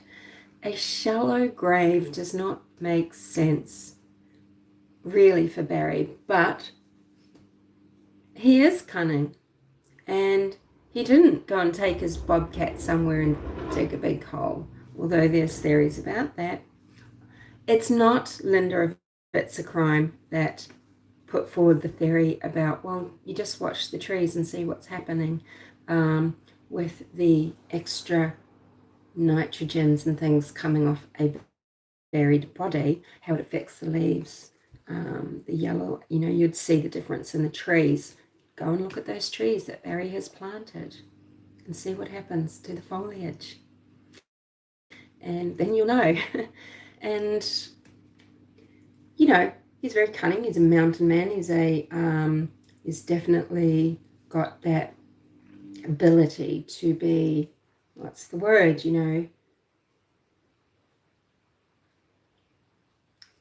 quick thinking in certain ways, right? He's got, I think he's quite dim, but he's got abilities. He's got knowledge that he can utilize. Does this shallow grave make sense, or does that lend more to, see how you can go around in circles? Does that lend more to a rage event? And he hasn't really thought it out. And Broomfield was real. Broomfield was real. It was a botched job. It was done poorly. He did need to fix it. But Barry doesn't plan anything well. He's not professional. He doesn't have integrity. So it completely fits the way that was all done. That's pure essence of Barry, or should we say odor of Barry? It really is, okay? People seem to think, he did that. That was just so bodgy, as if he's already this businessman of some esteem who works to the letter of the law and doesn't move and shake and isn't a B-grade fly-by-nighter hustling for big monies, and just it's all about cash flow, particularly at the time, right? It's just anywho. So there's every way you look at this is an opposite way that would make sense with things that happened, or that we can guess that happened, or speculate about happening. Rage event versus premeditated, how that affects all sorts of things. We're not told, was this normal for him to go off? But it's normal for him to run jobs this way. He's left a trail of dissatisfied customers, okay? But he churns through them. Barry isn't a man that builds a business by reputation. a solid foundation where people are very happy with word of mouth. He just churns through people, just moving from one to the next with the spiel, with his facade. He looks the deal, right? He looks the deal. He drives the truck and he's got the bobcat and he's got the skills and he's got the knowledge and he's a hunter. He relates. He's macho. And, he looks, well, as, Melinda is saying, that phoniness of, that he only needs to get people once. That's all he's looking for. He's not looking for long-term relationships and reputation, right? But he's very worried about his reputation. He's very worried about image, okay? So there's this dichotomy through everything, right? Through his behaviors, through his personality, through Suzanne's personality and behaviors, but, mainly through how we can look at her story and what happened to her and what Barry did or didn't do. If he did anything, and I know that for all intents and purposes, we would be looking at a woman that is, feeling that is in a controlled relationship with a narcissist. She wants to leave. He suspects her relationship, and indeed she is having one, and he's suspected for a while. Hence why her and Libla have come up with a different way of conducting their relationship. And he might be stupid, but he's not dumb. And when people are feeling, that can make the best not everyone knows, okay, I just need to keep being steady, ride this out. It can bring out the worst in people. And we know with people like Barry Morphew that the worst can be utterly dreadful and unquantifiable. We don't know. We don't know what Barry is capable of, even though people will tell you quite bluntly that he's capable of murder. Okay? And true crime community, our community, we know that all sorts of surprising people are quite often, when you know more, it's not surprising, but people can surprise you and people can get into situations where they would never have considered they would ever find themselves in too. So you've got all of this build up. Suzanne realizing over time that she doesn't have these things in common with Barry other than they've had these beautiful girls together and their history in Alexandria. You've got all this build up, you've got the dissent that will discontent. You've got the complications as the girls are going older and they're at a delicate age, and the complications with each of their histories, Suzanne's and Barry's, and what of their past they bring into their present, what they each want in the future that is affecting their present. And they couldn't connect anymore because how they were connecting before in the early days had just this sort of momentum of its own, that kind of maybe they weren't reflecting on things. Barry was getting what he wanted, but maybe a better man would have considered that, am I right for Suzanne? He just considered, ugh, woman mine, maybe. I don't know. I presume that Barry truly loves Suzanne. And I think there would have been a time Suzanne thought she loved Barry as well, but didn't know enough. We don't realize when we're younger that we need to make the right choices at the right time, how important it is, particularly with those emotional connections that are deeper.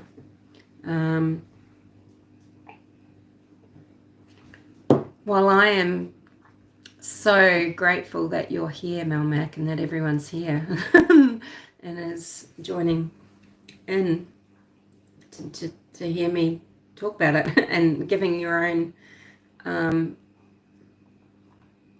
input, which I'm sorry I'm missing a lot of, but it will be there later as well, and I can go back and read it.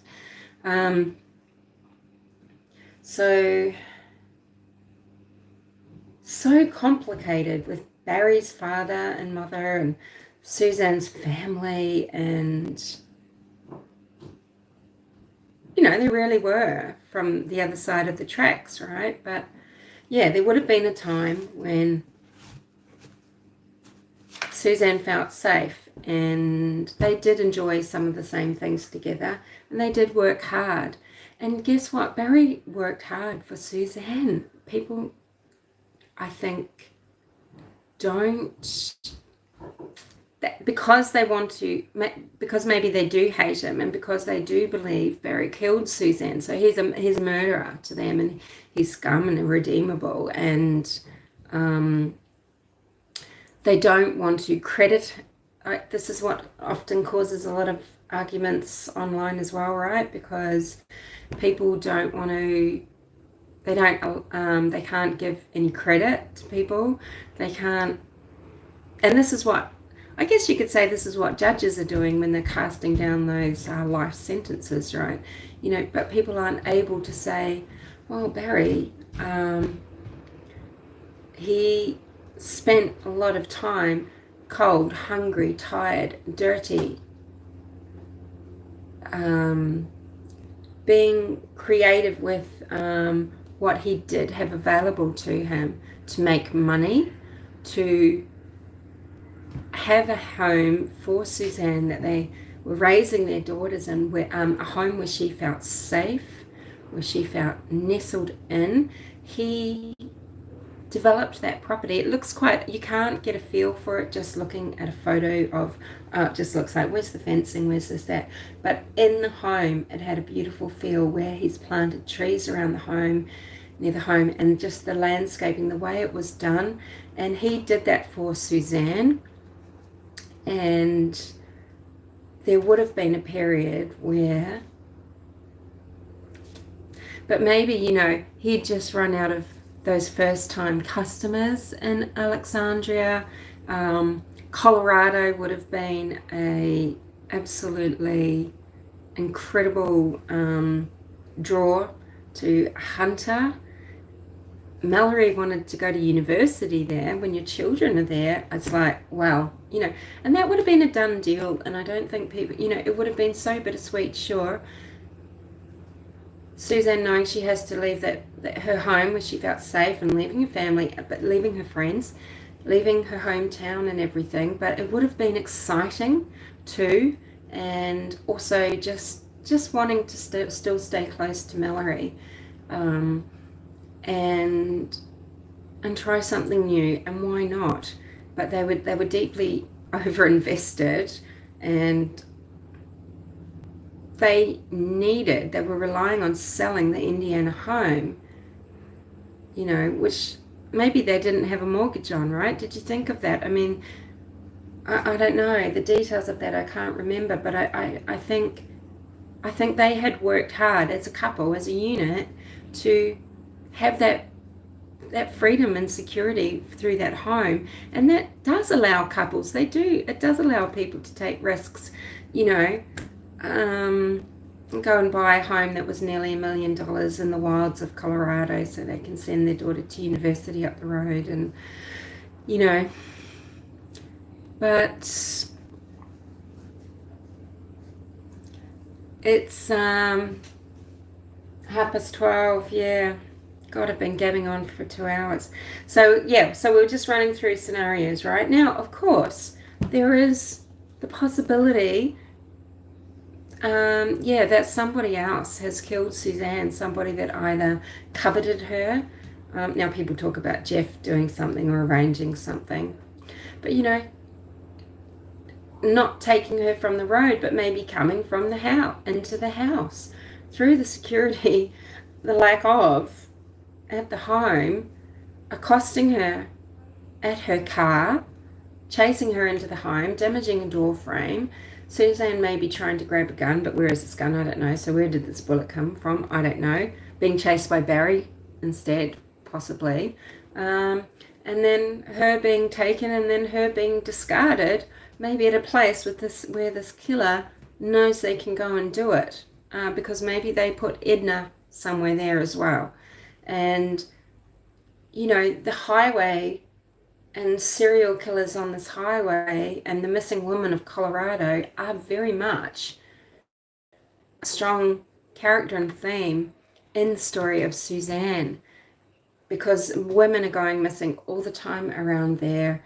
And yes, look, just disregard the crap that comes out of Barry's mouth about she's been trafficked for sex and this, that, the other. I mean, of course, a man he is going to be worried that someone's taking her and abusing her that way, right? And, we know traffickers don't take women of that age, but sex offenders do, and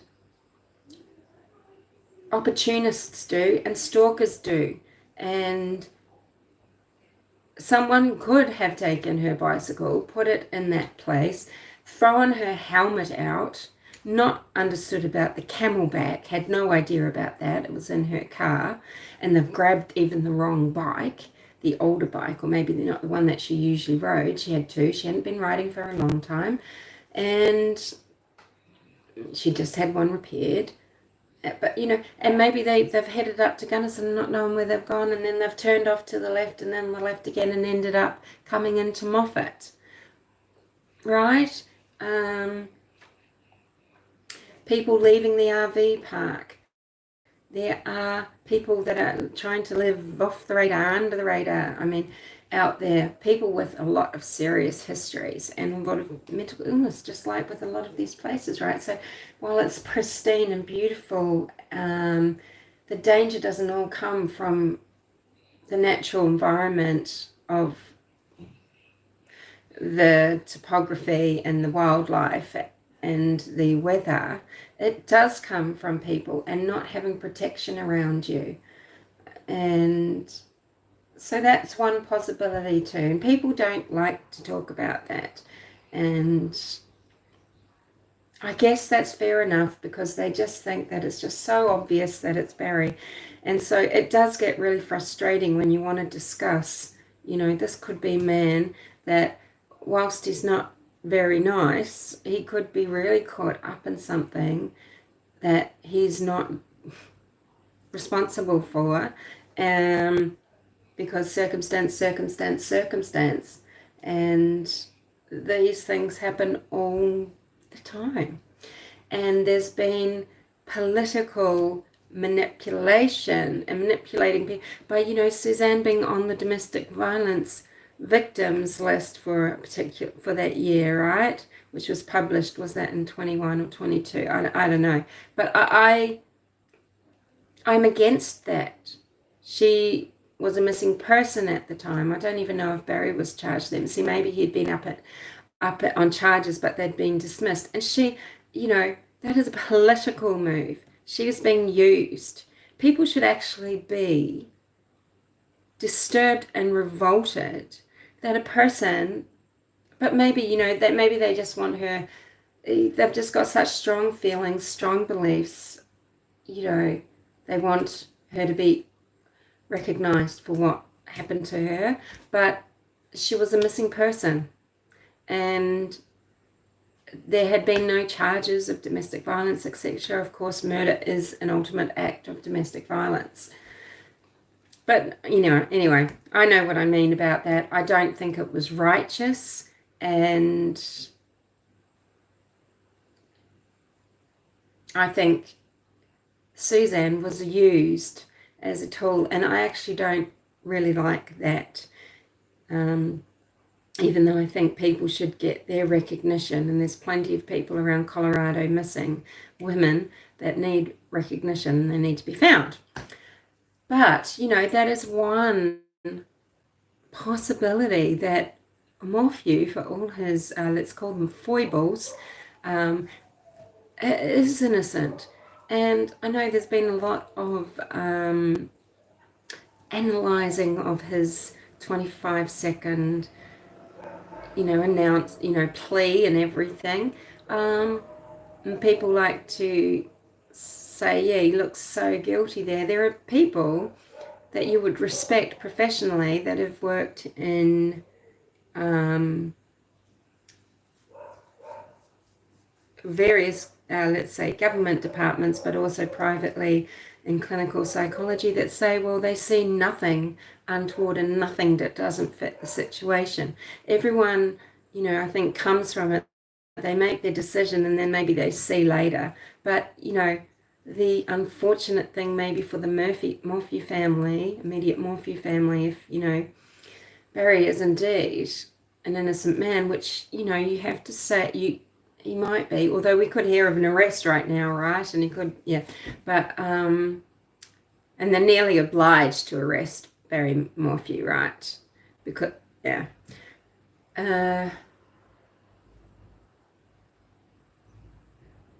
Yeah, we sort of work backwards sometimes, right?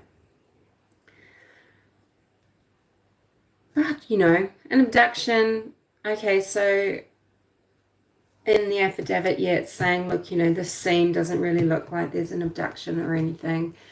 And that's true. And that might be true if it was an opportunist. But what if it was someone that did covet Suzanne?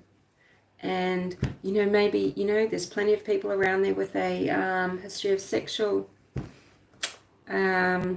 yeah, Kit said, yeah, right. And she may well have been. And, and I used to get so angry, Kit, darling, because I think, why haven't they hurried up and gotten all the cameras that might be all along route toward Gunnison, and to see that this person, she could have been in an RV and taken up, and just she could have been transported hundreds of miles before anyone knew she was gone. Them throwing their helmet out as they go, and and I used to get so angry about what bases are they covering? What are they looking at here, right? Because we all know it gets so that it's too late, and yeah, maybe that's just a stupid possibility because we're looking at a staged scene. But, someone who has been stalking or coveting Suzanne could do it more stealthily and could just grab a bicycle and grab a helmet. But, yeah, it doesn't. Yeah, I know. Kit says, I always wish she just left him to live a happy life. And we all know it's dangerous when you're leaving. And I think Suzanne knew how to leave. She was indeed putting money in a joint bank account so that Jeff could could access the funds as well. So, maybe that was, she had a plan and she was going to do it safely as she could, and she just didn't get the opportunity.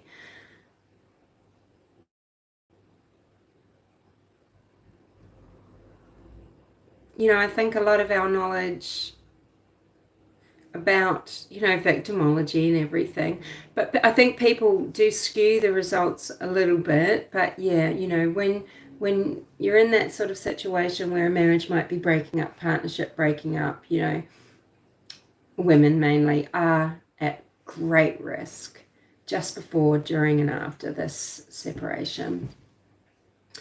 But it's often to the violence, right? And then this cover-up maybe, and the staging is, yeah, I don't know, because that's so controlled and everything, right? To if it's an injection, But even, hitting someone with a blunt object or something, how would they get all that blood up? What was he doing with his truck? Did he put her in the bobcat and kill her there and then replace the blade? But the blade, it was replaced before as well, right?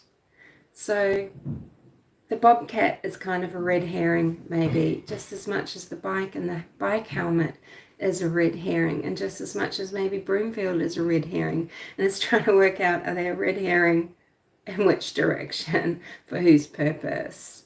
Or are they just happenstance and not circumstantial evidence? But of course, we're told that everything is relevant. There's no coincidence. Yeah. So, Barry done it. It was either premeditated or not premeditated. And he either took it to Moffat himself on the Saturday night, late into the early hours of Sunday, or someone did it for him,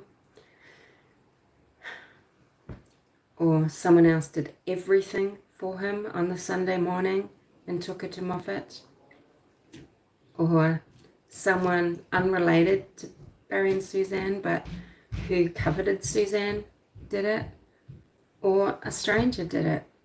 But Kurt, Psycho Baraz, when you go up onto the highway and then you go down towards Salida, when you get to Poncha Springs, I don't think you need to go into Salida. I think you do turn at Poncha Springs and swing around. It goes Moffat, another town, Alamosa or Alarosa. What's that place where Psycho Barros had 3 bodies buried?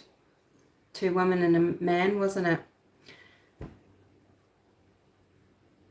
And yeah, none of their cameras were working in that home, and yet she felt that he was watching her and Sheila and stalking her, and Jeff didn't want to visit, because of security cameras, right? So when were they disconnected? When did Suzanne's fingerprints get put on the cables? Alamosa, right? So it's just another drive down to Alamosa. Deirdre, Psycho, Baraz. Oh, now we'll get his cousins, right, won't we, Kat?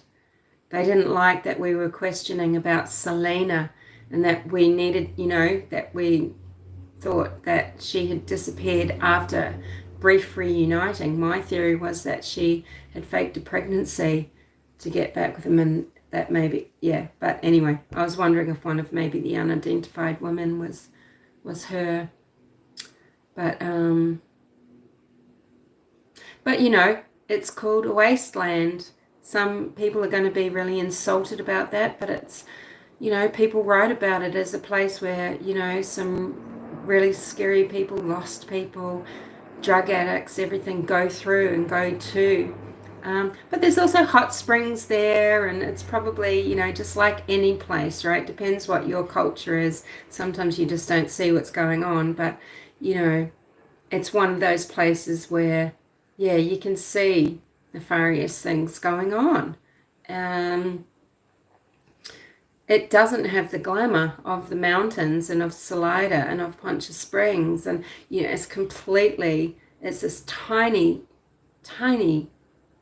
hamlet or township where I think there's only just over 100 permanent residents, and there's just this industry there. So there's, workers coming in and out probably.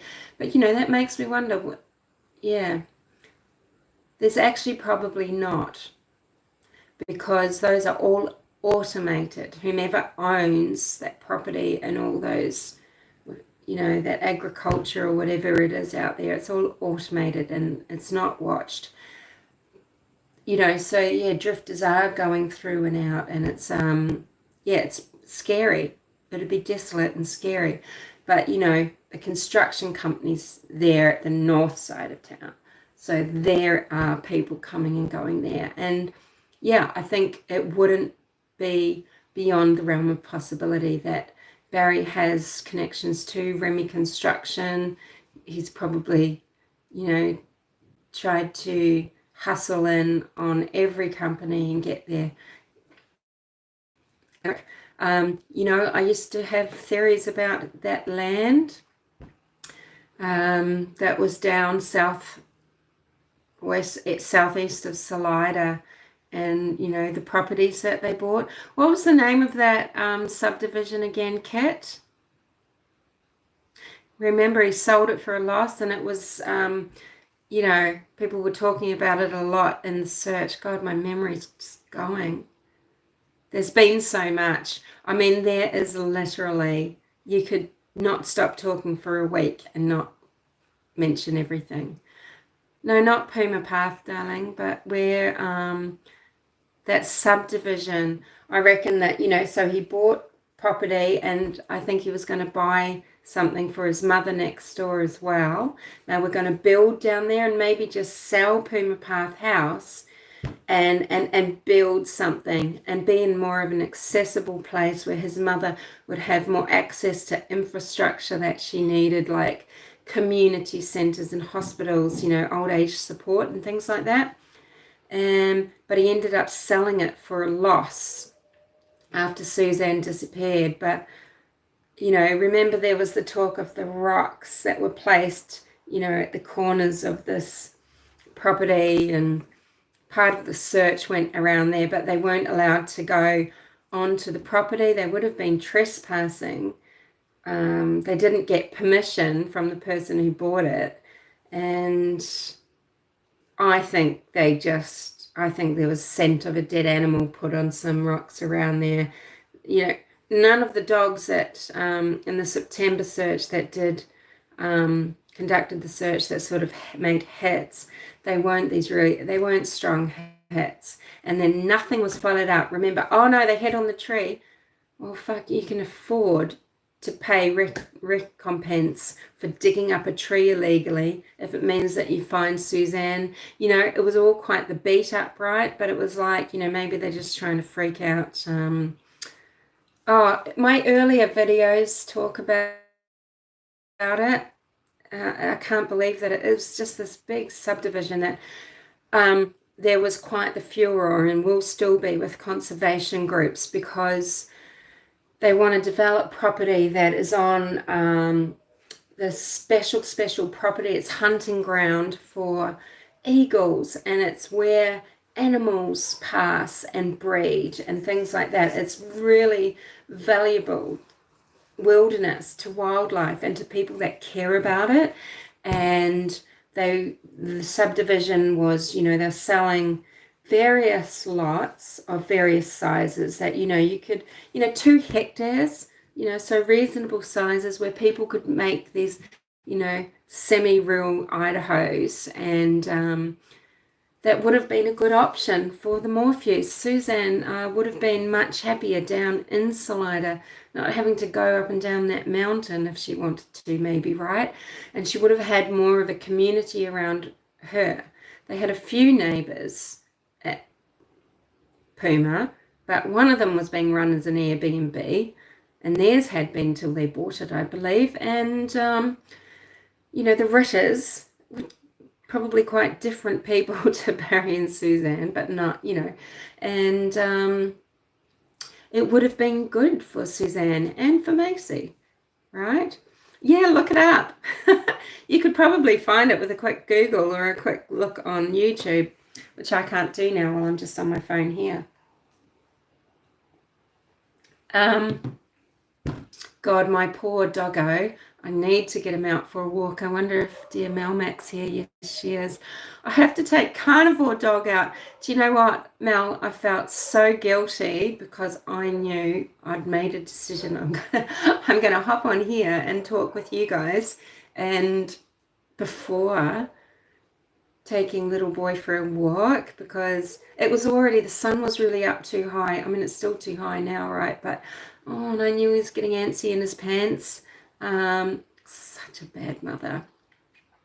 But I want to do it when I'm not just going to take him for a quick spin and that we can now go out and take him for a swim or something, You are.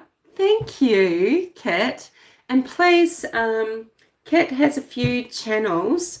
Kit, I'll try and post your channels under this in the comments section, but the easiest way for people to find people's channels is if you comment in comments after a live and not just in the live, so that people can click on your name and go to your channel. Kit, you all know Kit anyway, I guess.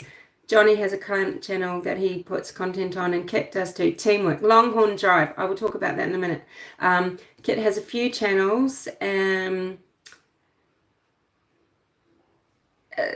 but you know, two that you're operating now mainly. Kit is a real OG of getting the names of missing persons out there.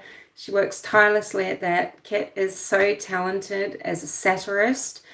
You know, I never inject humor. I don't want you to think that I'm humorless, but it's just not what we do with this channel, right? Whereas Kit is amazing and entertaining with her satire about Laurie. Now, people might find, you know, it's just, you know, that's how people cope, and it's how they express their feelings about people. She's so spot on. She nails Fellow. She nails Stout. Just incredible. And then, Kit, what's your channel? The other one, the True Crime Conversations or something with you. You know, yes, I hope people, if they don't know you, do go and check you out. Kit's been around for years, and I was always on Kit's channel before I ever uploaded anything to mine, because I was watching Kit about all the cases that I was interested in, listening to her. So, Conversations of a Killer. Yeah. Yes, that's it. Sorry. Laurie is your old take. Oh, just brilliant. And, you know, I think it is wildly appropriate to satirize, people. So, you know, but it's best done when people have the talent for it. Oh, thank you, Mel Mac. Thank you. I'm always so like, oh, how is this going to go down today? But no one's come in to hassle me today. So that's been so pleasant, and it helps me keep on track. Yeah, you can tell people when they've come in to needle you, even if they pray, no, I'm just kidding. Because if you block them, they come back immediately with another sock account, maybe even looking like the one you've just blocked, and say something smart like London Bridges did last time, that, oh, well, you know, because my family own YouTube, so I've got all the power, as if they had reinstated their account. But, you know, people that aren't there just to troll, even though they'll tell you they're not, they might be nice on other channels, whatever, they don't have account after account that they keep coming up at you, right, with bullshit. So, yeah. Anywho, so Longhorn Ranch, that's just a whole thing in itself. And, you know, of course, people were speculating that Suzanne might be there. But, you know, what's been, it's really important to study the affidavit, etc., because this is a bone of contention often, is we need to know what's possible. And when you might be somebody that is armed with knowledge and you know how you can speculate, it's still speculation, you don't know if it happened, but it's something that might be possible based on everything that is actual known fact, okay? There's a difference between speculation and people that just put out conspiracy theories or garbage that can be actually so compelling, and on a surface they can suck people in. They think that this could really be happening. Yeah, I believe this and it looks about right, but people they don't have the right knowledge, and they don't find it out too until later. But then it doesn't matter, move on to the next fun thing that is entertaining. And okay, sure, whilst true crime can be entertainment or enthralling, it shouldn't be fiction. And there's a difference there between what people like, you know, Tori at Tasmania Calling, True Sleuths and Smooth Criminals, whatever. I can't, Melmac will know what she's called now. You have to have a tough skin, Melmac. That's right, 165,000. Thank you, Kit. And I think he sold it for 10,000 less than that. Yeah, after Suzanne's disappearance. But you know, when you have the facts, you can talk about what might be possible. And as we've gone along, you know, at first, you know, I was really interested in Longhorn. I actually thought, wow, okay, developers will be fighting over this for the work. Barry, a fly-by-nighter, and he's a new arrival to the mountains, and he is going to be wanting to, you know, push himself in to these jobs. Longhorn Ranch, that's probably why he purchased there. He also saw a business opportunity to do all that landscaping and everything, and he would have been willing to undercut anybody.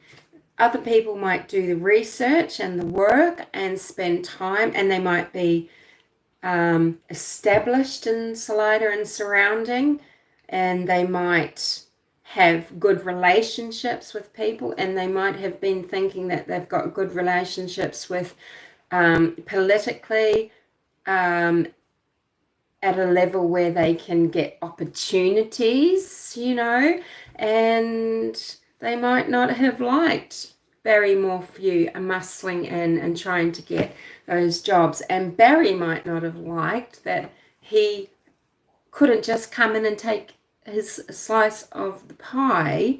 And I had considered Longhorn Ranch as a possible something that had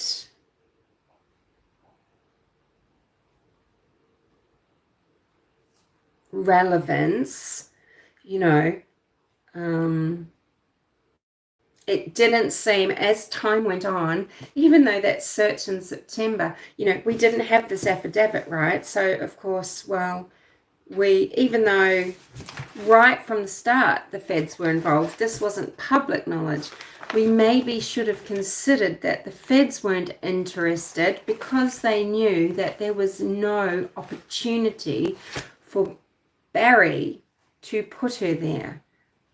Now, maybe someone could have for him, and so maybe that's why very experienced ex-law enforcement officers created such a scene around it. You could think on one hand that they must have known what the feds investigating knew.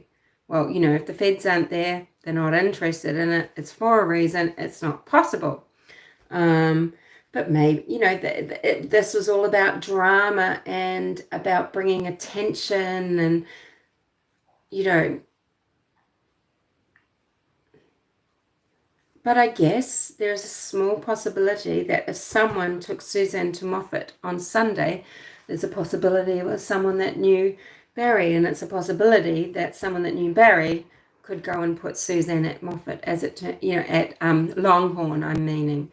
But of course, we now know that she's at Moffat, and it seems that we can accept that, well, you know, maybe law enforcement aren't dumb. Maybe they understood about Longhorn Ranch. Maybe secretly other ex-law enforcement officer YouTubers knew this too, but there were other motives behind creating it as a character. Vanderveer, on the other hand, at 105, Vanderveer, the Riverside property, flat. Not there yet. Do you post? Whomever posts? I don't think I've got anyone here that's a mod that can put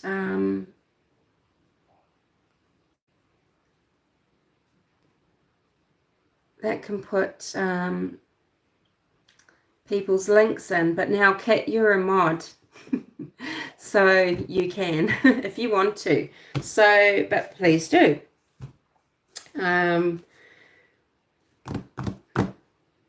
your own and anyone else's that post. But so oh God, there's so much, isn't there?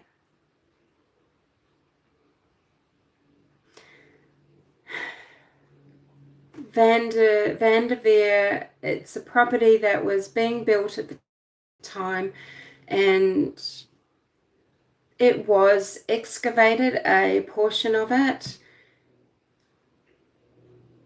There's a theory that Suzanne could have been placed under the river stones, actually under the river, under the beach, river beach, right? And I did think that was more likely, if Barry did done it and put it at one of the sites that we were aware of, that it was more likely that she was there and not at Puma Path and not at, But of course, all this hindsight is 2020, isn't it? Because if you click on anybody, Kat, so you just click on their name, you can go there and you can sort of share their channel on there, and I don't think it even takes you out of the chat to link people. Oh, there you go. There's Johnny Kramer. Some of you will know JK from in like Alex Erickson's chats a lot and things. And he talks a bit about Delphi. Delphi really too. It is. People have such a low opinion of law enforcement, right? And sometimes you've got to trust that they know what they know. And it's very hard sometimes because we're not in the know and we want the right thing to be done. Yeah. You're not imposing, JK. Yeah. And sometimes on a Sunday afternoon, JK, he'll go live and he'll have a fireplace crackling for you and he'll be playing his guitar and singing. Yeah. So of course the majority of true crimers who have followed this very sad story will be Barry's done for. He's going to be arrested. There's going to be hard evidence now because Linda Stanley and her teams and everyone that was being outspoken from the authoritative point of sector, well, what can we do without her? We need her body. And Linda Stanley's saying that she's under 5 meters of snow, 5 foot of snow, and we'll just go and get her soon, right? Well, actually down on the flats, there probably was a lot of, I don't know, was there a lot of snow down there? But it disappears much more quickly down in the valleys, right? So no, we know she's full of shit, okay? This Linda Stanley. The thing about Moffat, it's not in Linda Stanley's judiciary. It's in the 12th judiciary. I don't know what counties there are. Moffat is in Saguache County. I don't know how many counties are in that judiciary, but it's not Linda Stanley. And I think we can all be grateful for that serendipitous turn of events. I really just want to say, sort of in closing, although, obviously we could just, whomever wanted to just hang out, we could just shoot the breeze about all sorts of angles of this for forever. But, and it's the same Saguache County, I think. Is Alamosa in Saguache or what county? Alamosa might be in a different county, but I think it's still in this jurisdiction. So does that mean, even if the crime was committed somewhere else, does it mean that now that we will get a new prosecutor, a new court, a new set of investigators through some of the people from the CBI might be people that are here in these pages and that are characters that we know. But, you know, they could be completely different. But who knows? There's always crossover, right? But, you know, maybe we're going to get better justice for Suzanne simply because, you know, she was left in the 12th judiciary. I wish I knew more about how that works, and what the decisions will be made there. And now I really need to do my research on the 12th judiciary prosecutor. Yeah, we can't stand her. I have made videos about her. Do you know what, Kat? Now this is, you know, la la la, it was me saying this first, but hey, I reckon I say a lot of things first. Sometimes I stupidly say them in other people's comment sections, and I should just pop on and make videos. But you know, I called Linda Stanley out very early on. And then people have gotten bored on that, of course. She has, oh, you don't need to do that, Johnny, but that's lovely if you do, but you don't need to. But yeah, I hope you do a live on her. There's a lot of info on her, right? And I think, yeah, I've made several videos about her behavior, she's actually not qualified for her job. She has a very checkered history. She lied in her campaign, and she has a level of incompetence that is just so degrading for other women to be measured by her lack of integrity and her lack of ability and her self-aggrandizement, etc., because, you know, it opens all those ridiculous doors for people to say that women should not hold certain positions, that they're just not capable of certain things. I mean, this is just her. You know, she dumped a client illegally, left him without representation, serious matter, to go and take another job. Her duty was to find him other representation, but she wanted to be paid, and then she dumped him and didn't respond to his desperate attempts at contact. And, you know, she's a narcissist. Her and Barry would actually probably make a really great team. She acts like a sociopath. Let's just say that, right? Or a psychopath at least. She's at least, yeah, ASPD. She was, yes, not there yet. She was in over her head because her ambition and greed and need for power and everything. I mean, maybe, look, okay, yes, sure, maybe it's just ambition, but her track record shows it's something much more sinister. And yeah, she wasn't capable. She didn't have the skill. She says she read, but she didn't. She did not read information on the investigation. She just could not wait to charge Barry Morphew, and she probably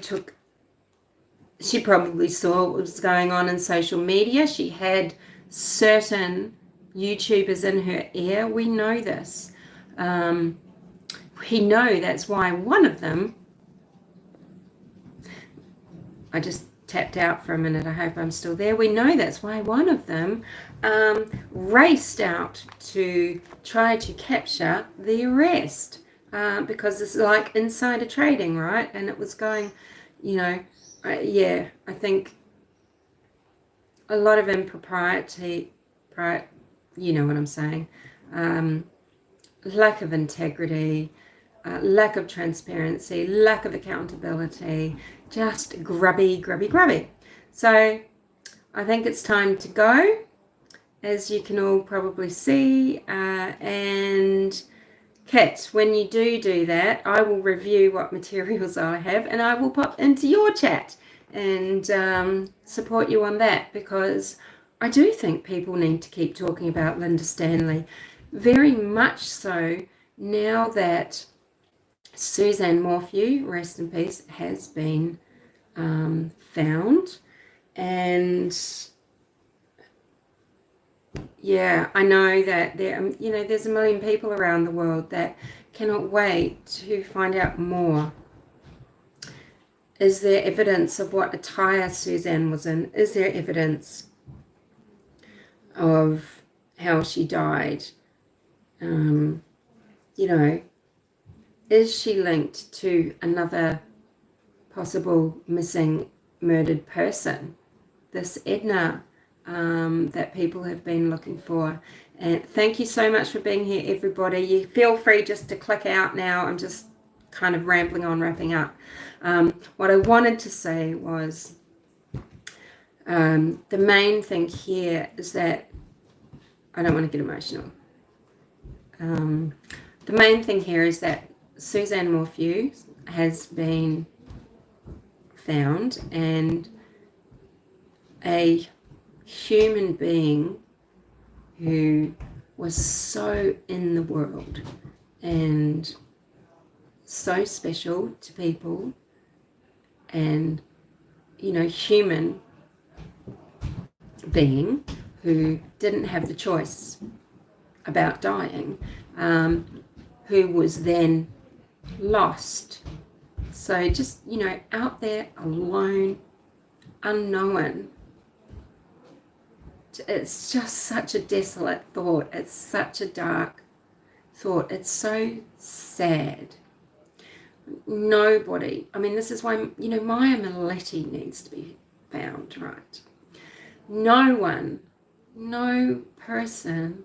Look, there are some people that decide they want to go out and just die, and it's so private and personal, and they don't always do it out of sadness, or sometimes they're doing it out of depression. They go and they disappear, they go into a cave, they drop in, they commit suicide, but they want to make a mystery around it or whatever. But that's not Suzanne. That's not what Suzanne did. And to be so, that is just the very, it's just so silent. So there's I can't describe how I think and feel about it. But nobody deserves that, and Suzanne Morphew didn't, and her family don't deserve to have to live with that feeling either. That's their mother, their sister, their friend, their wife. And so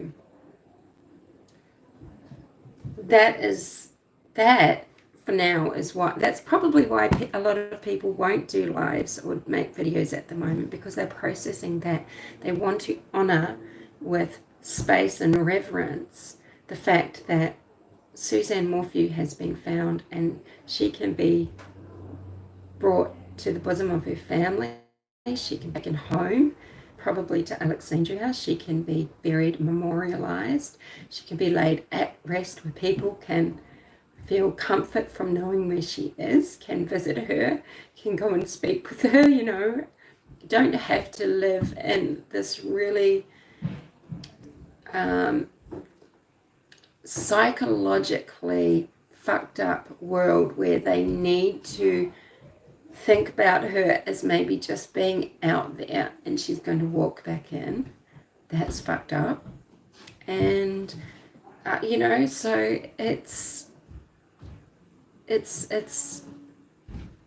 so final, but it's a positive, and it's before whatever is to come. I think that sense of some sort of feeling of love and light and relief and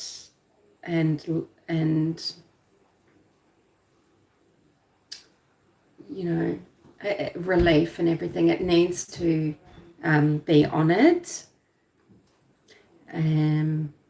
because things are going to get hectic. Okay, Yeah. Yeah, we can put some, I wish I could too, put in blue, the turquoise blue and yellow hearts for Suzanne. So, that's what really I think a lot of people are going to be dealing with and coping with, but I hope it's actually, there's some peace and a little bit of relief from it, but that's going to, that'll bust too, and there's going to be fire. And things, and Kit knows this, and all those people that have been around for a while, we know what's to come, sadly. Some of it's going to be fantastic and satisfying, but it might not be, and it might be fraught with bad energy and aggression or just high emotion. And shenanigans are gonna spark up again. Yeah, shenanigans are gonna happen again. It's gonna get filthy. We're gonna have a lot of vying for views and things. Things are really gonna kick off. And I think prepare ourselves, prepare your mind, your emotions, your, decide how involved you're going to get in it. Decide now that you don't get sucked in. Or, what is your interaction going to be with regards to things that are going to happen now? What are you going to advocate for? What I'm going to be thinking, what am I going to be standing for? And what will I support and not? Or, because I definitely, my mental health isn't going to, I recently took quite a break from things again. And, and my mental health, I don't want to risk that any further, going through some of what I've gone through since May 10, 2020, and then subsequently from other cases as well, mainly Delphi. But there was a very dark time for me at one point, just simply trying to report and respond to things to do with Suzanne Morphew's disappearance. And it got very dark. It was probably it was a very scary time that affected me so intensely in real life, to the point I was losing my mind. And I was just, it was a very awful time. And I'm really grateful to people like Jules, another day in the car, who's kept her support of me, whom I love so much for that. And to people like Kit, who has also kept their, just never wavered, because there are people that will, it's just such a crazy, but things got really crazy because we know how people that get involved, and they're just random people like you and me sitting in our lounge rooms, sitting at home. We are professionals and housewives and mothers and just whatever, right? Just all the just this hodgepodge, this higgledy-piggledy thing, and the internet brings us together. It's really, and we shouldn't ever think that relationships aren't true here either. They can be really insidious and unsettling and untrusting, but they can also be really real as well. And I think when you support channels that are real and that aren't creating, some people have such high production values and they create these amazing videos skillfully with voiceovers and things that are so convincing. They have people, they really trap people into a belief system and they take them into another dimension, and they're creating this subculture, and then there's all these clashes in between all of that. But you got to really hang on to and support and encourage and cherish the people that support you, and, you know, try and give that back. And, you know, to Jules another day in the car, and Kat, etc., people, you know, that I started off as a subscriber to, you know, they know that I have issues, just, you know, that I haven't wanted to blatantly talk about Barry being a murderer and this, that, and the other, you know, like Jules, you know, but they haven't pushed me away. They haven't pushed me away, and I really love that. It is a tough crowd out there. Such a tough crowd, man. But, you know, yeah, so I just wanted to say that in closing, because I didn't want to do this, just come on and seem like, well, this is quite clinical or whatever, or is this about Suzanne, is this about what, you know. It is about Suzanne, and, you know, to celebrate that she's found, as final as that is, there's more good out of that than bad. I mean, because what's done is done. She has lost her life, and I think we've all known that for the last 3 years, even though, of course, you know, a teenage daughter might want to desperately believe otherwise, especially when you've got Stockholm syndrome going on with your father, and you're being gaslit, maybe. We don't know, okay? We don't know their situation. So, yeah.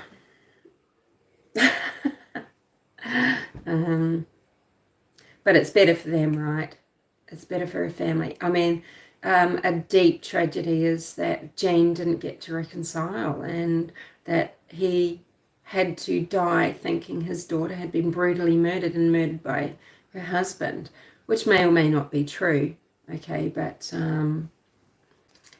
yeah.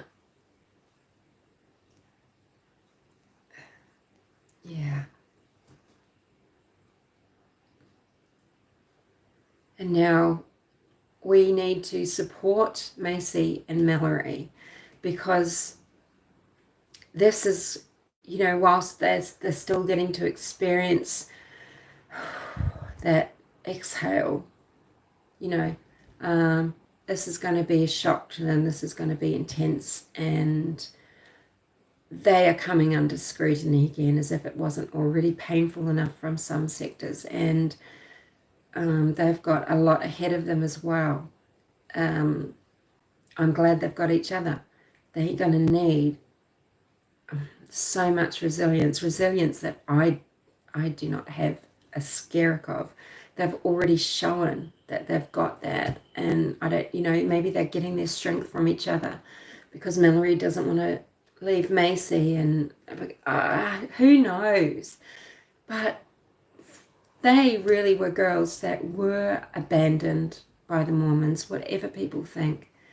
The Mormons didn't go into town, check into a local facility and say to the girls, I'm here, it's up to you, you can come to me, I'm going to talk if you want. They never did. It was always very, yeah, we shouldn't get into that. That can actually be alive another time, is going through maybe that side of things, where we had what happened on YouTube and the search in September, the sites, locations, the people involved with that. You know, because of course people are saying, where's nephew Trevor? Where's George?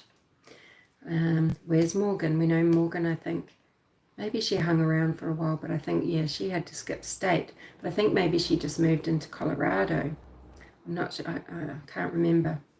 But maybe we can talk. And those things, I don't want to say they're frivolous, but they are more frivolous things, you know. It's those periphery things that people can make a lot of, you know, it's content. Yeah. Yeah, I mean, we know the channels, don't we? Profiling Evil with Mike King, who kind of, people think he shot himself in his foot, right? Bringing his friend Chris McDonough on. Things really kicked off in a particular way after that, didn't they? Tyson Draper. Now, I was following Tyson Draper. I was subbed to him, and I was watching Suzanne's story from the very beginning, and Tyson had been out to site at Arizona to the home where Charles Vallow was shot. And I liked that concept of YouTubers taking us places, because I really loved that Jules, the cool blue wolf, I call her, would take us in her car. That's how her channel, that's the concept of her channel, Another Day in the Car, driving to these places. And she was taking us around Colorado Springs and Palmer and everything to see sights. We actually drove, I was in the back seat with her, right? And found Letitia's car impounded in a police lot. You know, and he was doing that. So I liked that. He hadn't done that sort of thing on his channel a lot, but he'd gotten involved with this, you know, with Laurie Vallow's case. And so I had my notifications on and was communicating with Tyson. Now, this could have all been very contrived, and I think it might have been, but I don't know. There was a few spooky videos, nighttime, torchlights, finding a sandwich packet with writing on it, and, you know, speculation about, is she being held somewhere underground, you know? But this could have been, you know, there's trekkers that go right past the house, on the other side of the house on the Puma Trail, which you can go down into Poncha Springs on, but it was just blocked by flood at the time of September. But, you know, the RV park could come and go right up behind the house to Foosa's Dam. It's all trails and people walking at various times of year. This is constant flow of trekkers. So whilst the house was very isolated, there was transient all the time. But, you know, this was very intriguing, right? You know, and Tyson was, you know, they were making comparisons to Barry's handwriting and this sort of thing. And then, of course,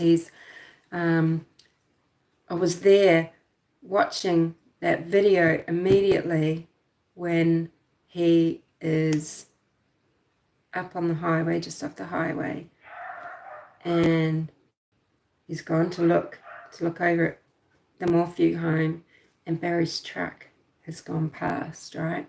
So, yeah, and seeing that footage, that, you know, and all the debates, should I post this, should I not, about various things, right? I don't know if that was real or not, but I was right there, and seeing, yeah, and, you know, Barry in the truck with his mother, Sheila, and him being red and wet.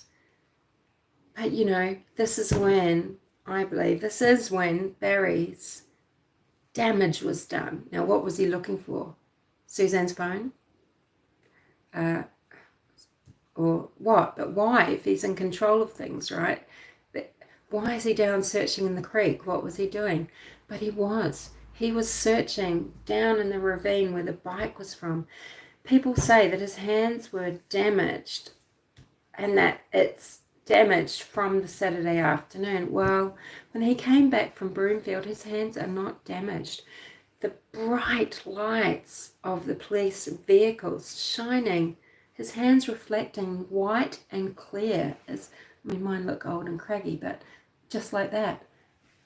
And I mean, I'm sure there was landscapers' filth and everything, you know, but that damage, that bruising, that puffy and the broken skin, the puffy knuckles, was not there. And you can see it in the torchlight as well. And then I think when you go into the house, you know, at 9:37 p.m. at night, when Morphew is allowed to go into his home, he's asked to go in with these cops who are going in with the torches, and he gets some plastic bags, little baggies, out of his kitchen drawer. It looks like he sort of put something in the drawer of the bench. I don't know, maybe some keys or something. There was a lot of talk about that. But they wanted, and you don't put evidence in plastic, okay, please, but maybe that's all they thought was around. But, you know, police vehicles should have basics, like first aid kits. They should have evidence kits. Why are you asking a homeowner for plastic bags, which degrades forensic evidence?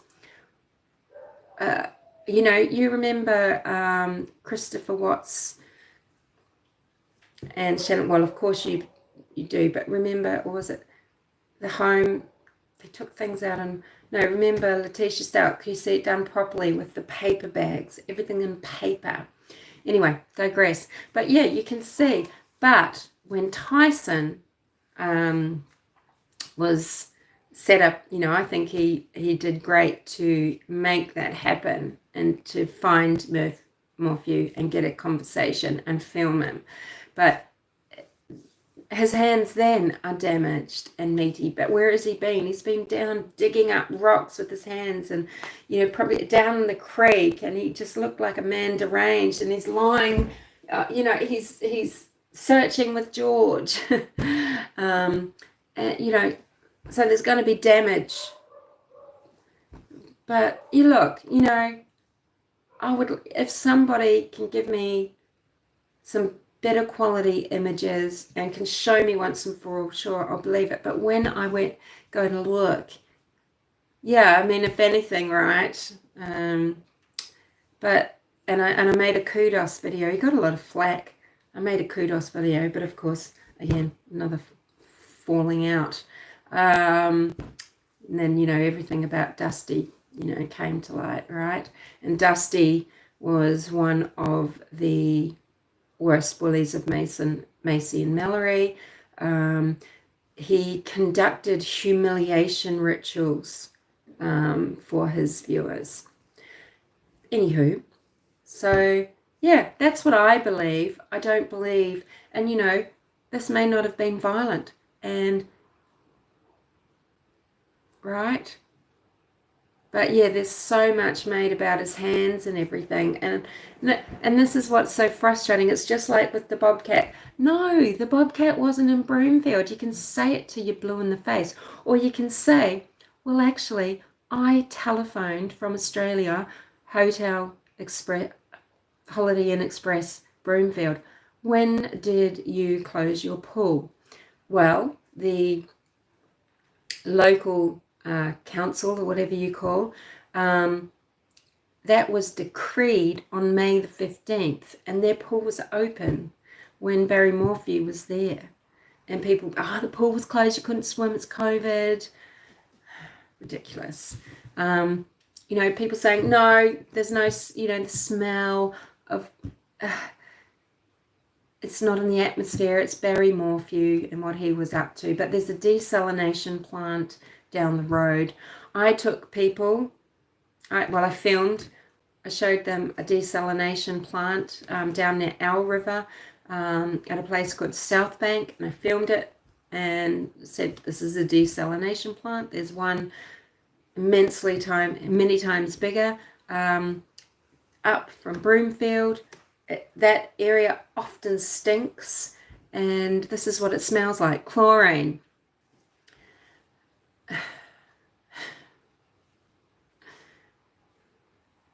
But, you know, I understand pool chemicals, etc.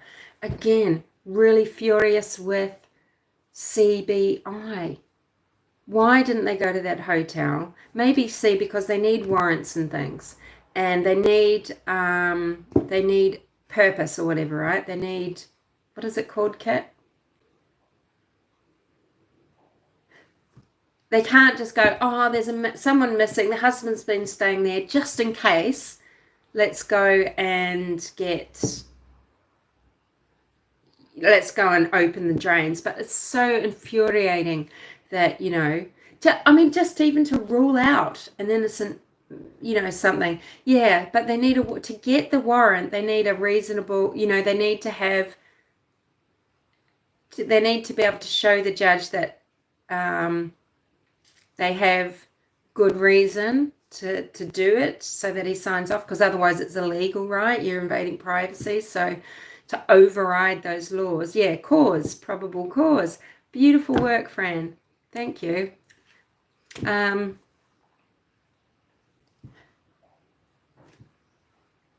what would have come out of the pipes, the drains in his hotel room? You know, what was he washing off? People want to know.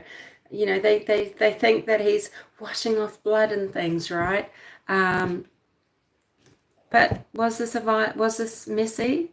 They're making some sort of assumption that this is messy, that he needs to bleach things down. Well, okay, maybe he was bleaching down his spades and things. Bleach doesn't eradicate blood, but essentially, but washing things down, yeah, might wash away things. So maybe there could have been soil particles from, now we know, Moffat in there, captured in the drains, being able to help for evidence. But, you know, he may just have been, yeah, doing nothing there except, you know, discarding trash and creating an alibi, or he could have just been being a wanker to his wife. I mean, so, yeah, you know, and you do have to have that, you have to hold something in you, and for Barry, that he could be an innocent man. Things look bad. He hasn't done what you think you might do and say, and is not, you know, he has been controlling, he is a narcissist, a bad businessman, blah, blah, blah, you know. But, you know, he could still be a person that is suffering because he didn't kill his wife. Is it most likely that he did it? Sure. But, you know, there is a possibility that he didn't.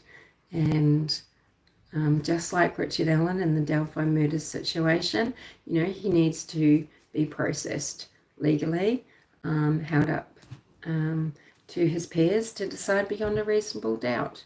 We don't know what evidence is going to come from the finding of Suzanne because it has been so long. But hopefully there is, oh, thank you, Kat. Oh, you know, police work, I say this all the time, Fran, police work solves crimes. Now, they may not be the detectives that pull things together, but it's the police work, everything done that should have been in a timely manner, recorded properly. That's what allows prosecutors to take something to court and try it and get convictions in a righteous manner. And so it is very important that things are methodical, thoughtful, recorded, and then reviewed, right? And we know in the Delphi murders situation, you know, we've got a situation where it's thought that Richard Allen has come forward to say, look, I was on the trail, because maybe he thinks he's going to be told on at some point, so he needs to get ahead of the game. He's possibly spoken to a conservation officer named Doolin, and ever since, he's never spoken up again. So if it's true that that was him and he came forward and he admitted to being on the trails that afternoon, he admits seeing girls on Freedom Bridge or near there, he admits seeing another woman, possibly Betty, near the Monon Bridge, the times given earlier at Freedom Bridge, later at Monon High Bridge, moving towards the bridge, not leaving like they're now trying to say. He's got a timeline problem. But, you know, if it was him, what he's done since does point greatly to guilt, because he hasn't kept speaking up to family and friends about it ever since. Yes, I was there. What do you think's going to happen? I talked to Doolin. Yeah, I saw those girls. Other people have been talking. They've been talking to Hannah Shakespeare. They've been talking to Barbara McDonald. They've been talking to law enforcement again and again. They've been talking to YouTubers. But Richard Allen hasn't. So that's curious. And it also could be, well, yeah.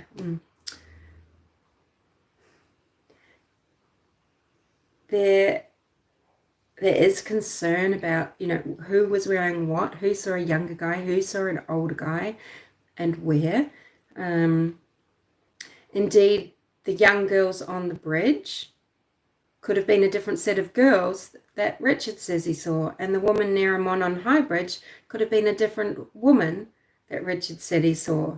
And they could be seeing a different person as well. But what is, again, curious is that the passing of a group of girls on the bridge, one fact is the same in their telling of the story and his, even though other facts are different, and that's normal for witnesses. The man not answering to a girl that sort of says hi. I think he says that someone says hi and he didn't say something, and I think she says, oh, I said hi and I didn't get an answer.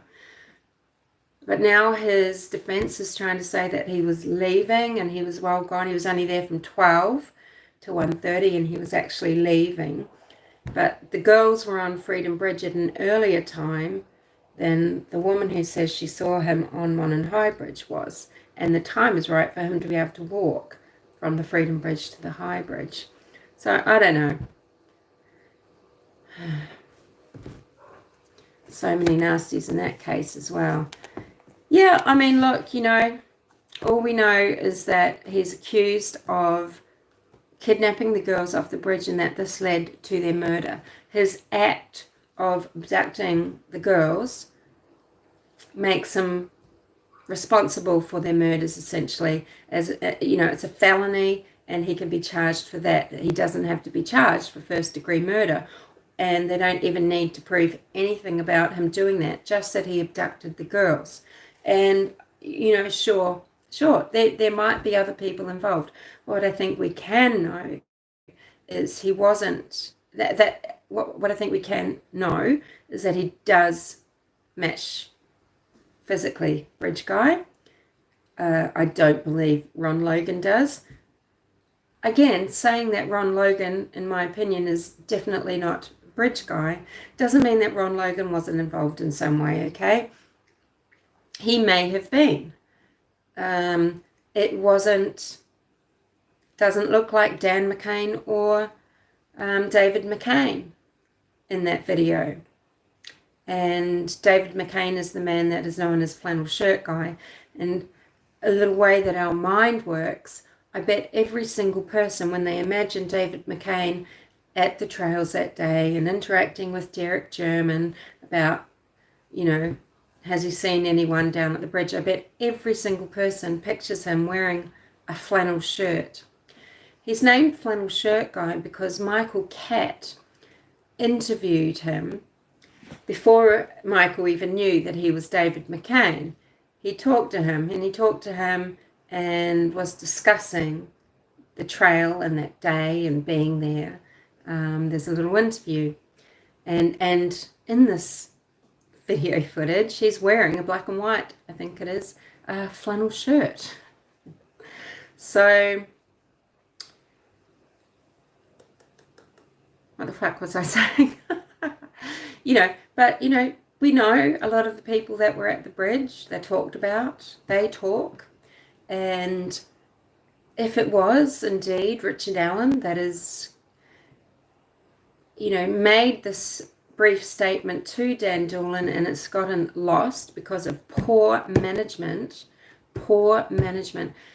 of this investigation, that person, the person in charge of that sort of thing, should be out. They should lose their job. There's been 6 years of bullshit. If it was reviewed, if information, interviews, people coming forward, he's another person. Now, I don't give a fuck.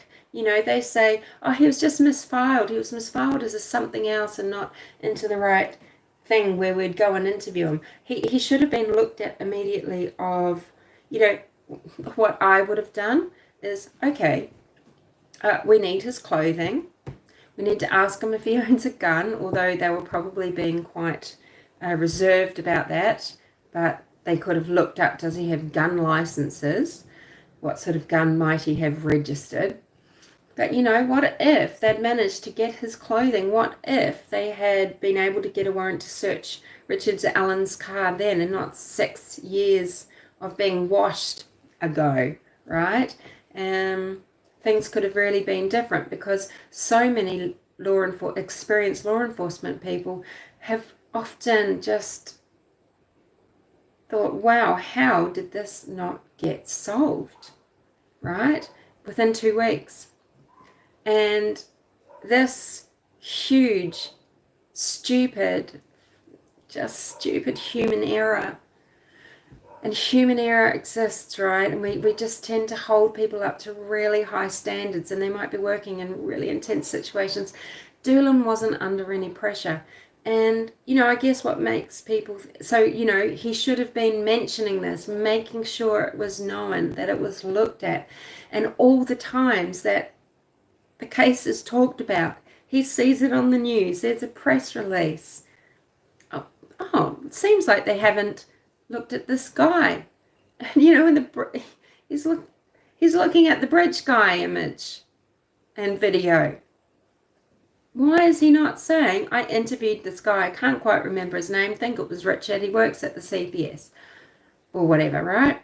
It's just so unbelievable. And so this is what makes people think, well, he can't have done it then. Doolan couldn't have been that dense or disconnected, or they think it's a conspiracy, it was purposefully buried, or, he was purposefully held back to be used as a patsy now, the long-term goal, whatever people are thinking. But, stupid mistakes happen, and good police work, good management, good professional skills prevent this from happening. But we've got a small town that doesn't have empty, endless pockets of resources.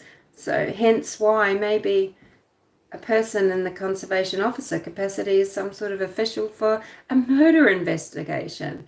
I mean, you'd think they should have enough nous to think when they hear about, oh, I've just been approached, this is a guy that could be, we need to look at this just as a matter of course. He should have immediately understood that that quality processes would say that you immediately get on the phone or email details. This is something you need to look at now, so that the right people can decide whether it's discarded or not. There's been the murder of 2 girls, and a male who was at the bridge alone at the time the girls disappeared has come forth to tell you. Doesn't that just strike you as grossly incompetent to not forward that on, not to elevate that, not to,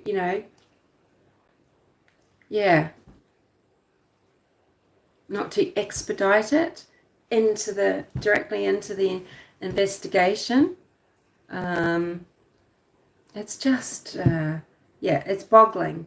It's boggling. So, but we're caught, right? Because we don't want to be so judgmental all the time to people and bring them down, and it's quite cruel, and it's kind of blaming them, and everyone makes mistakes, or but that might be the case, or it could be something more sinister. And we know that online here, people are going to make this more sinister. It gives them fodder to use in their high production value videos, and to put reasonable doubt into our minds, about what really happened. And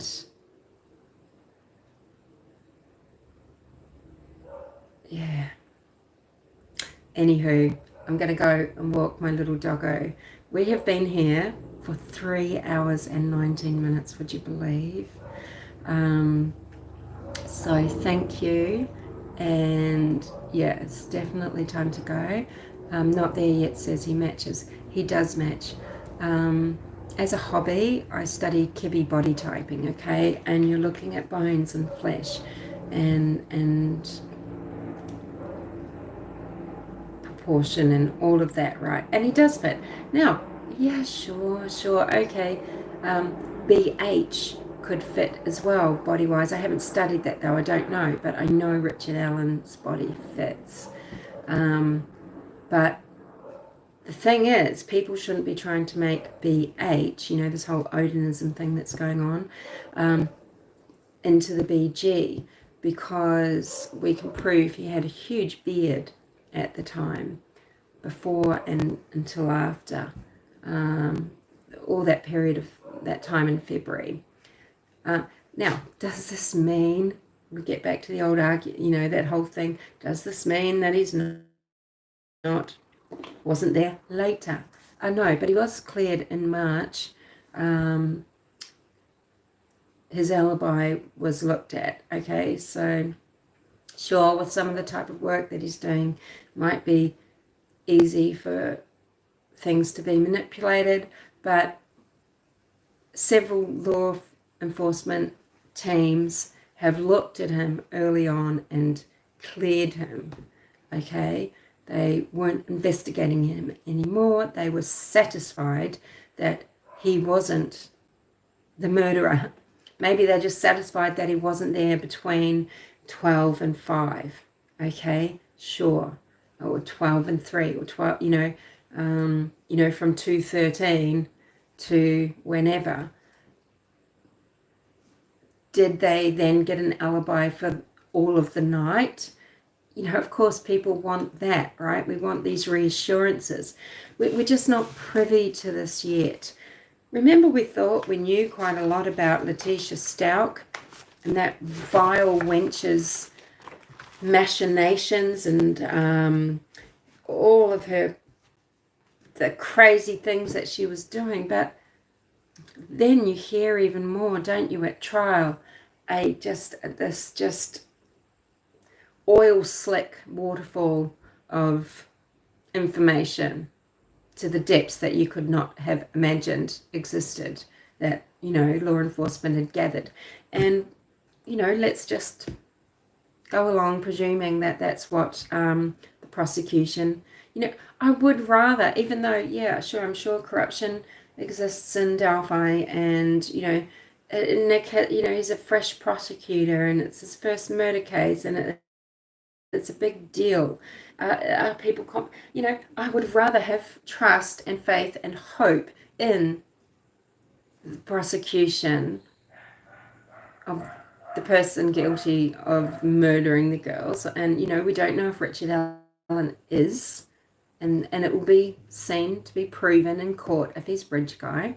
And if he's bridge guy, then he will rightfully be in prison for his felony murder, double murder. But, you know, I would rather put my faith in them. They deserve it. They deserve the respect and the support. Why would people choose the far outer space reaches of crazy, people that are truly unhinged, who, and I could rattle them off, but I generally call them the true village of the damned, because they like to call Delphi a village of the damned. They're very disparaging. You know, why do people will choose that? It's more entertaining, it's more fun, it's more intriguing, takes up their time, they feel a sense of community, you know, they can be, and they'd rather, though, support that than fact and truth. And then, yeah, and support these guys who need support. They don't like that Nick McClelland needs some fucking resources. Here he is on a world stage, ballsing it up, manning up to prosecute someone in what has been a huge case, worldwide stage for 6 years, and so much money's gone in for 6 years, wasted funds, going after all these tentacles. But but they don't want him to get 85 fucking dollars an hour for 40 hours a week so that he can have resources. They don't want him to have the resources to prosecute this case efficiently. When guess what? Does it seem like the defense team don't seem to have resources behind them? I bet they've got plenty. There's plenty going towards Richard Allen. I mean, it's just sick and stupid. Letitia is a hot fucking mess, Melmac. Hey, Connor, because Connor shouldn't, hopefully doesn't get upset with me, because, you know, people are definitely welcome here. It's not, you know, but I know Connor is a bit of a supporter of one of the True Village of the Damned, but that's all right, because he's very open-minded and polite and participatory here. Yeah.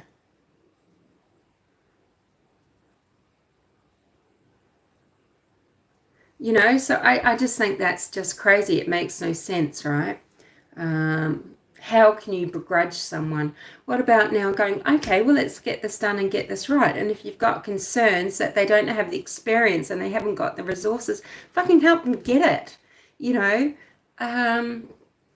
it's crazy, right? So the Delphi City Council, or was it Carroll Council as a whole? No, it was Delphi City Council spent tens of thousands of dollars quashing, so it must have been Carroll County,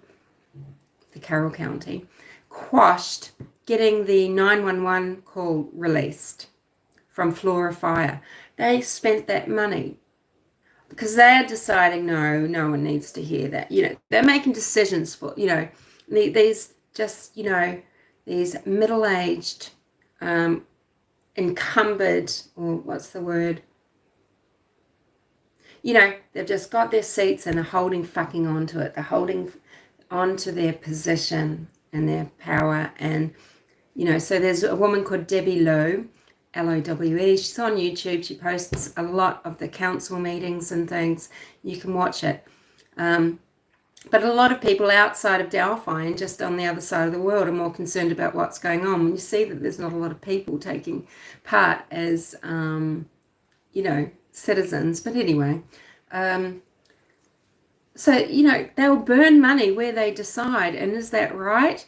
And they let Liggett get away with, you know, receiving funding in an unlawful manner. But then why aren't they why is Nick McClelland having to stand up and fucking try and get through their thick skulls that he's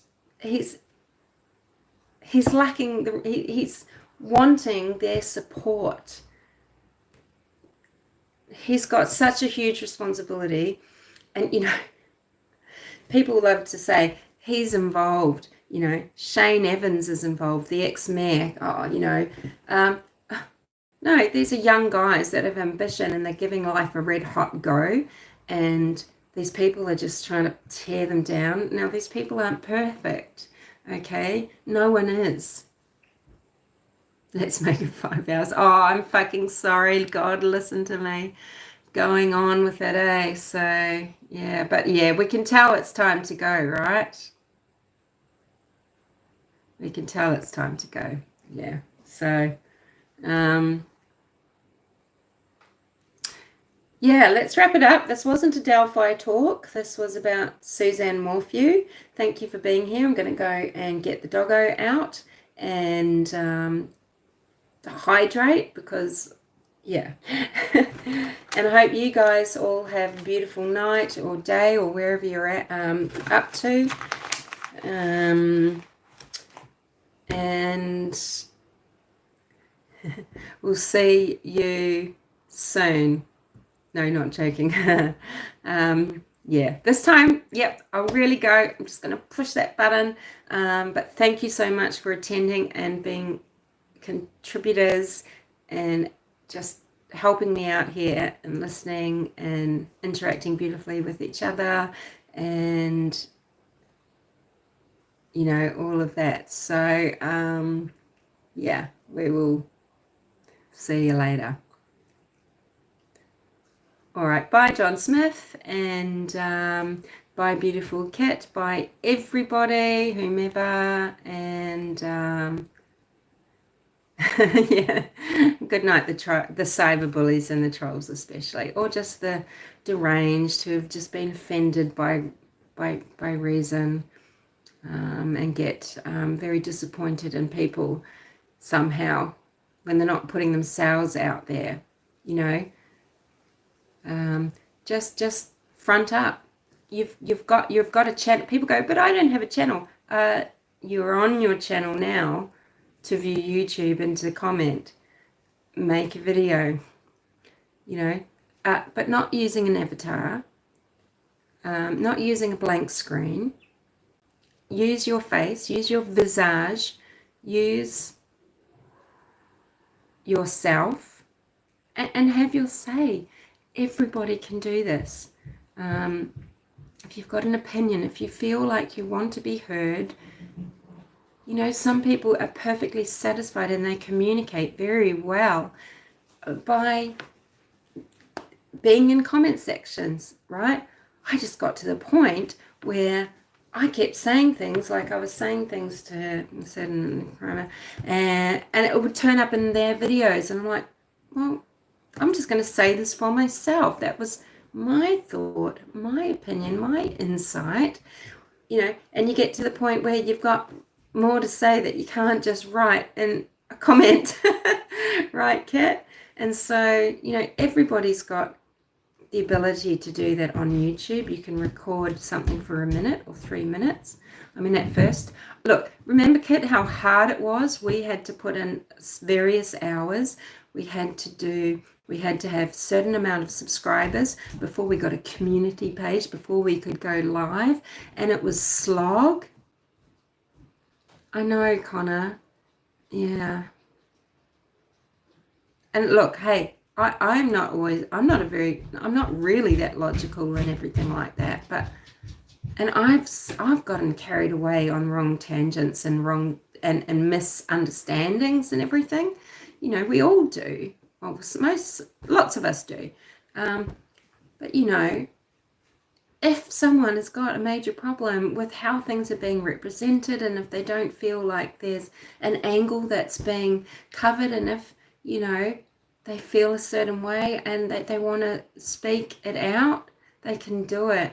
And these days you've got so much more support from YouTube, because you don't have to work as hard before. People are monetized. I'm not monetized, but you know, they can get, they only need 500 of this and 10 hours of that, and then they've got community pages, can monetize, they can go live immediately.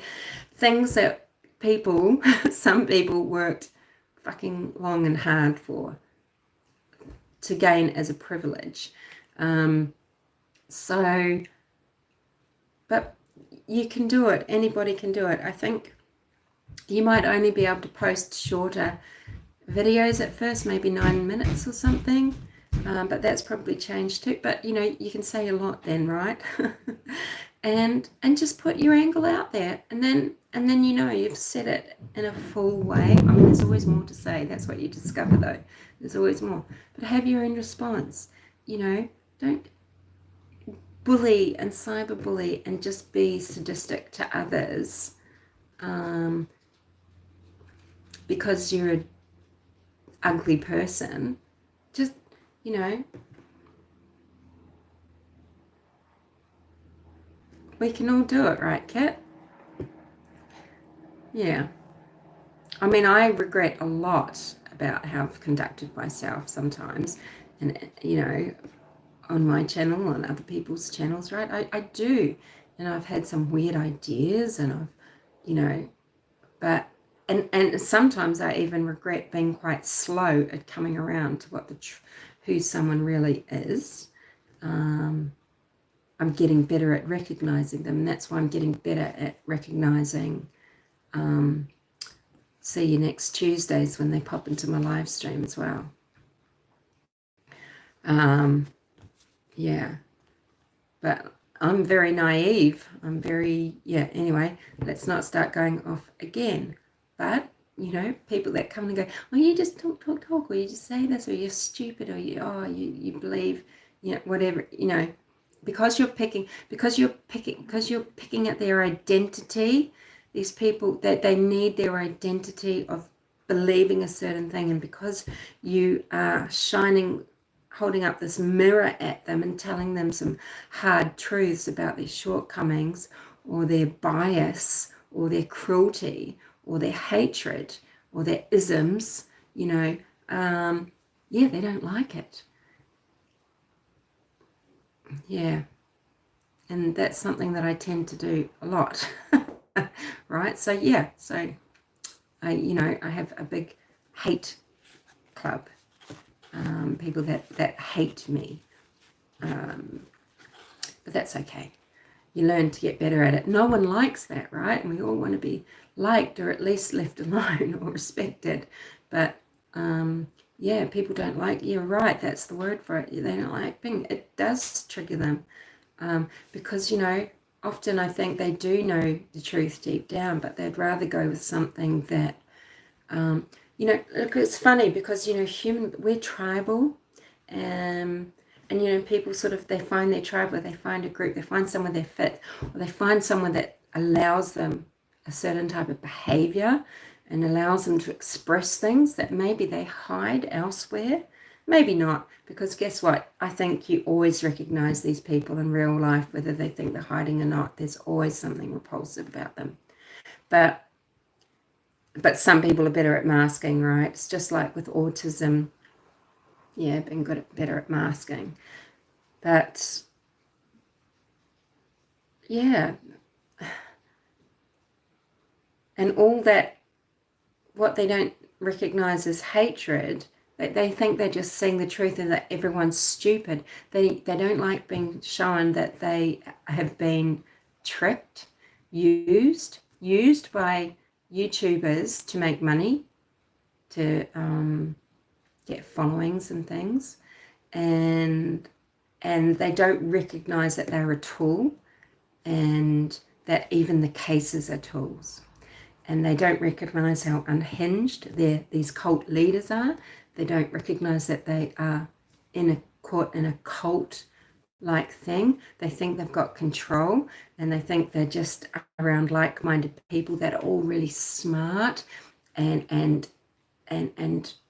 see the light, but they don't realize that they've actually been taken away by a Pied Piper and put into a box where their reality is just being filtered into them, and they don't realize it. And I think maybe sometimes some of them really do, because, and those are the cyber bullies, and those are the true trolls, not just people who really, it's a bit more innocent, and they're just more, they've just been caught up in something, and they eventually do see the light. But the ones that are insidious and dangerous and sadistic, they know.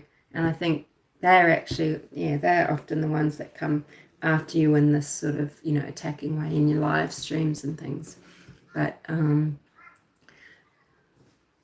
other people, so there's always a tightrope to walk with creators, because you can't always agree with everything a creator does or is as well, and you can't just sort of reject everybody, and you have to try, and you want to keep relationships and keep community and everything, to try and stave off that true crime arena effect that we've got. But God, it's a battlefield, isn't it? And it shouldn't be. So anyway, how that all started was, I was just saying, yes, batten your hatches, feel strong, gather your shields, gather your thinking caps, remember to be always in a state of taking a breath and thinking things through and being critical thinkers about things, because things are going to get really hectic again, right? And and they don't want to be outed by the community, and they don't know where else to go. But often you do actually see born-agains, you could call them, when they get out of the cult and they're back in the real world, and they see, And, you know, God, and I've certainly gone down some, it kind of is an exercise for the channel to be talking about some, you know, angles. It doesn't mean that I believe it, but, you know, I will look at it and make a video about something. But, you know, yeah, there's some really wild times ahead. And, yeah, I think, yeah, we all know it, hey? On Delphi, I don't think there's going to be a court trial in January, but I wish it would come and go, because didn't we get a sense of relief when Letitia Stout's murder trial for the murder of her stepson Gannon, when that was done? Didn't you just feel, you know, it's that closure? Yeah, and we all need that around the Delphi murders as well. You can bet your bottom dollar people will still be, you know, but see how some of them have bowed out and they've gone elsewhere. You know, you've got Eye of the Ducky, just, you know, no, the idea is that the idea was that, they were groomed by the FBI to be saying the things that they did the family. It wasn't the family after all, you know, and all this backpedaling and everything. And that, yeah. Anyway, sorry, I'm rambling now. She was exhausting, right? She is a fucking, God, she is fucking crazy though, right? And she's nasty. She's just a nasty person. She's just not a nice person.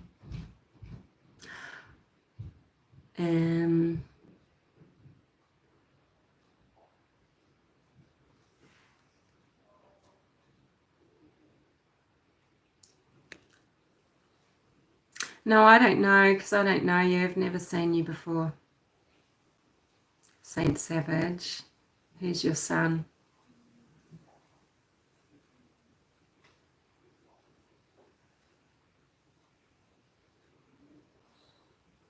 Anywho, and you know, why the fuck would I shout out you? See, this is what I'm talking about, guys, right? You know, garbage like that. All right, so I will go then, and thank you, and we'll see you next time, okay? And maybe, maybe in a few days, we can have another discussion, which is kind of a bit one-sided, I know. Maybe actually Kit, maybe he's a kid, but he's saying he wants his kid to have a shout out. He's not a kid. I've never seen him. And why would someone's son give a fuck that I say happy birthday? And why are they watching me? It's just bullshit. But maybe a follow-up can be done on Kit's channel, and we can talk about, you know, those other things like Longhorn Ranch and Linda Stanley, all that. You went to his channel as a kid. Yeah, who knows? Might look like a kid. Yeah. All right. I'm fucking off. Okay? Go and enjoy your day or evening, and I'll go and enjoy mine. Thank you so much. Kit, for being a moderator. You're a mod. You're a mod. You're a mod. Yeah. Yeah. Time for me to let the door hit me on the way out.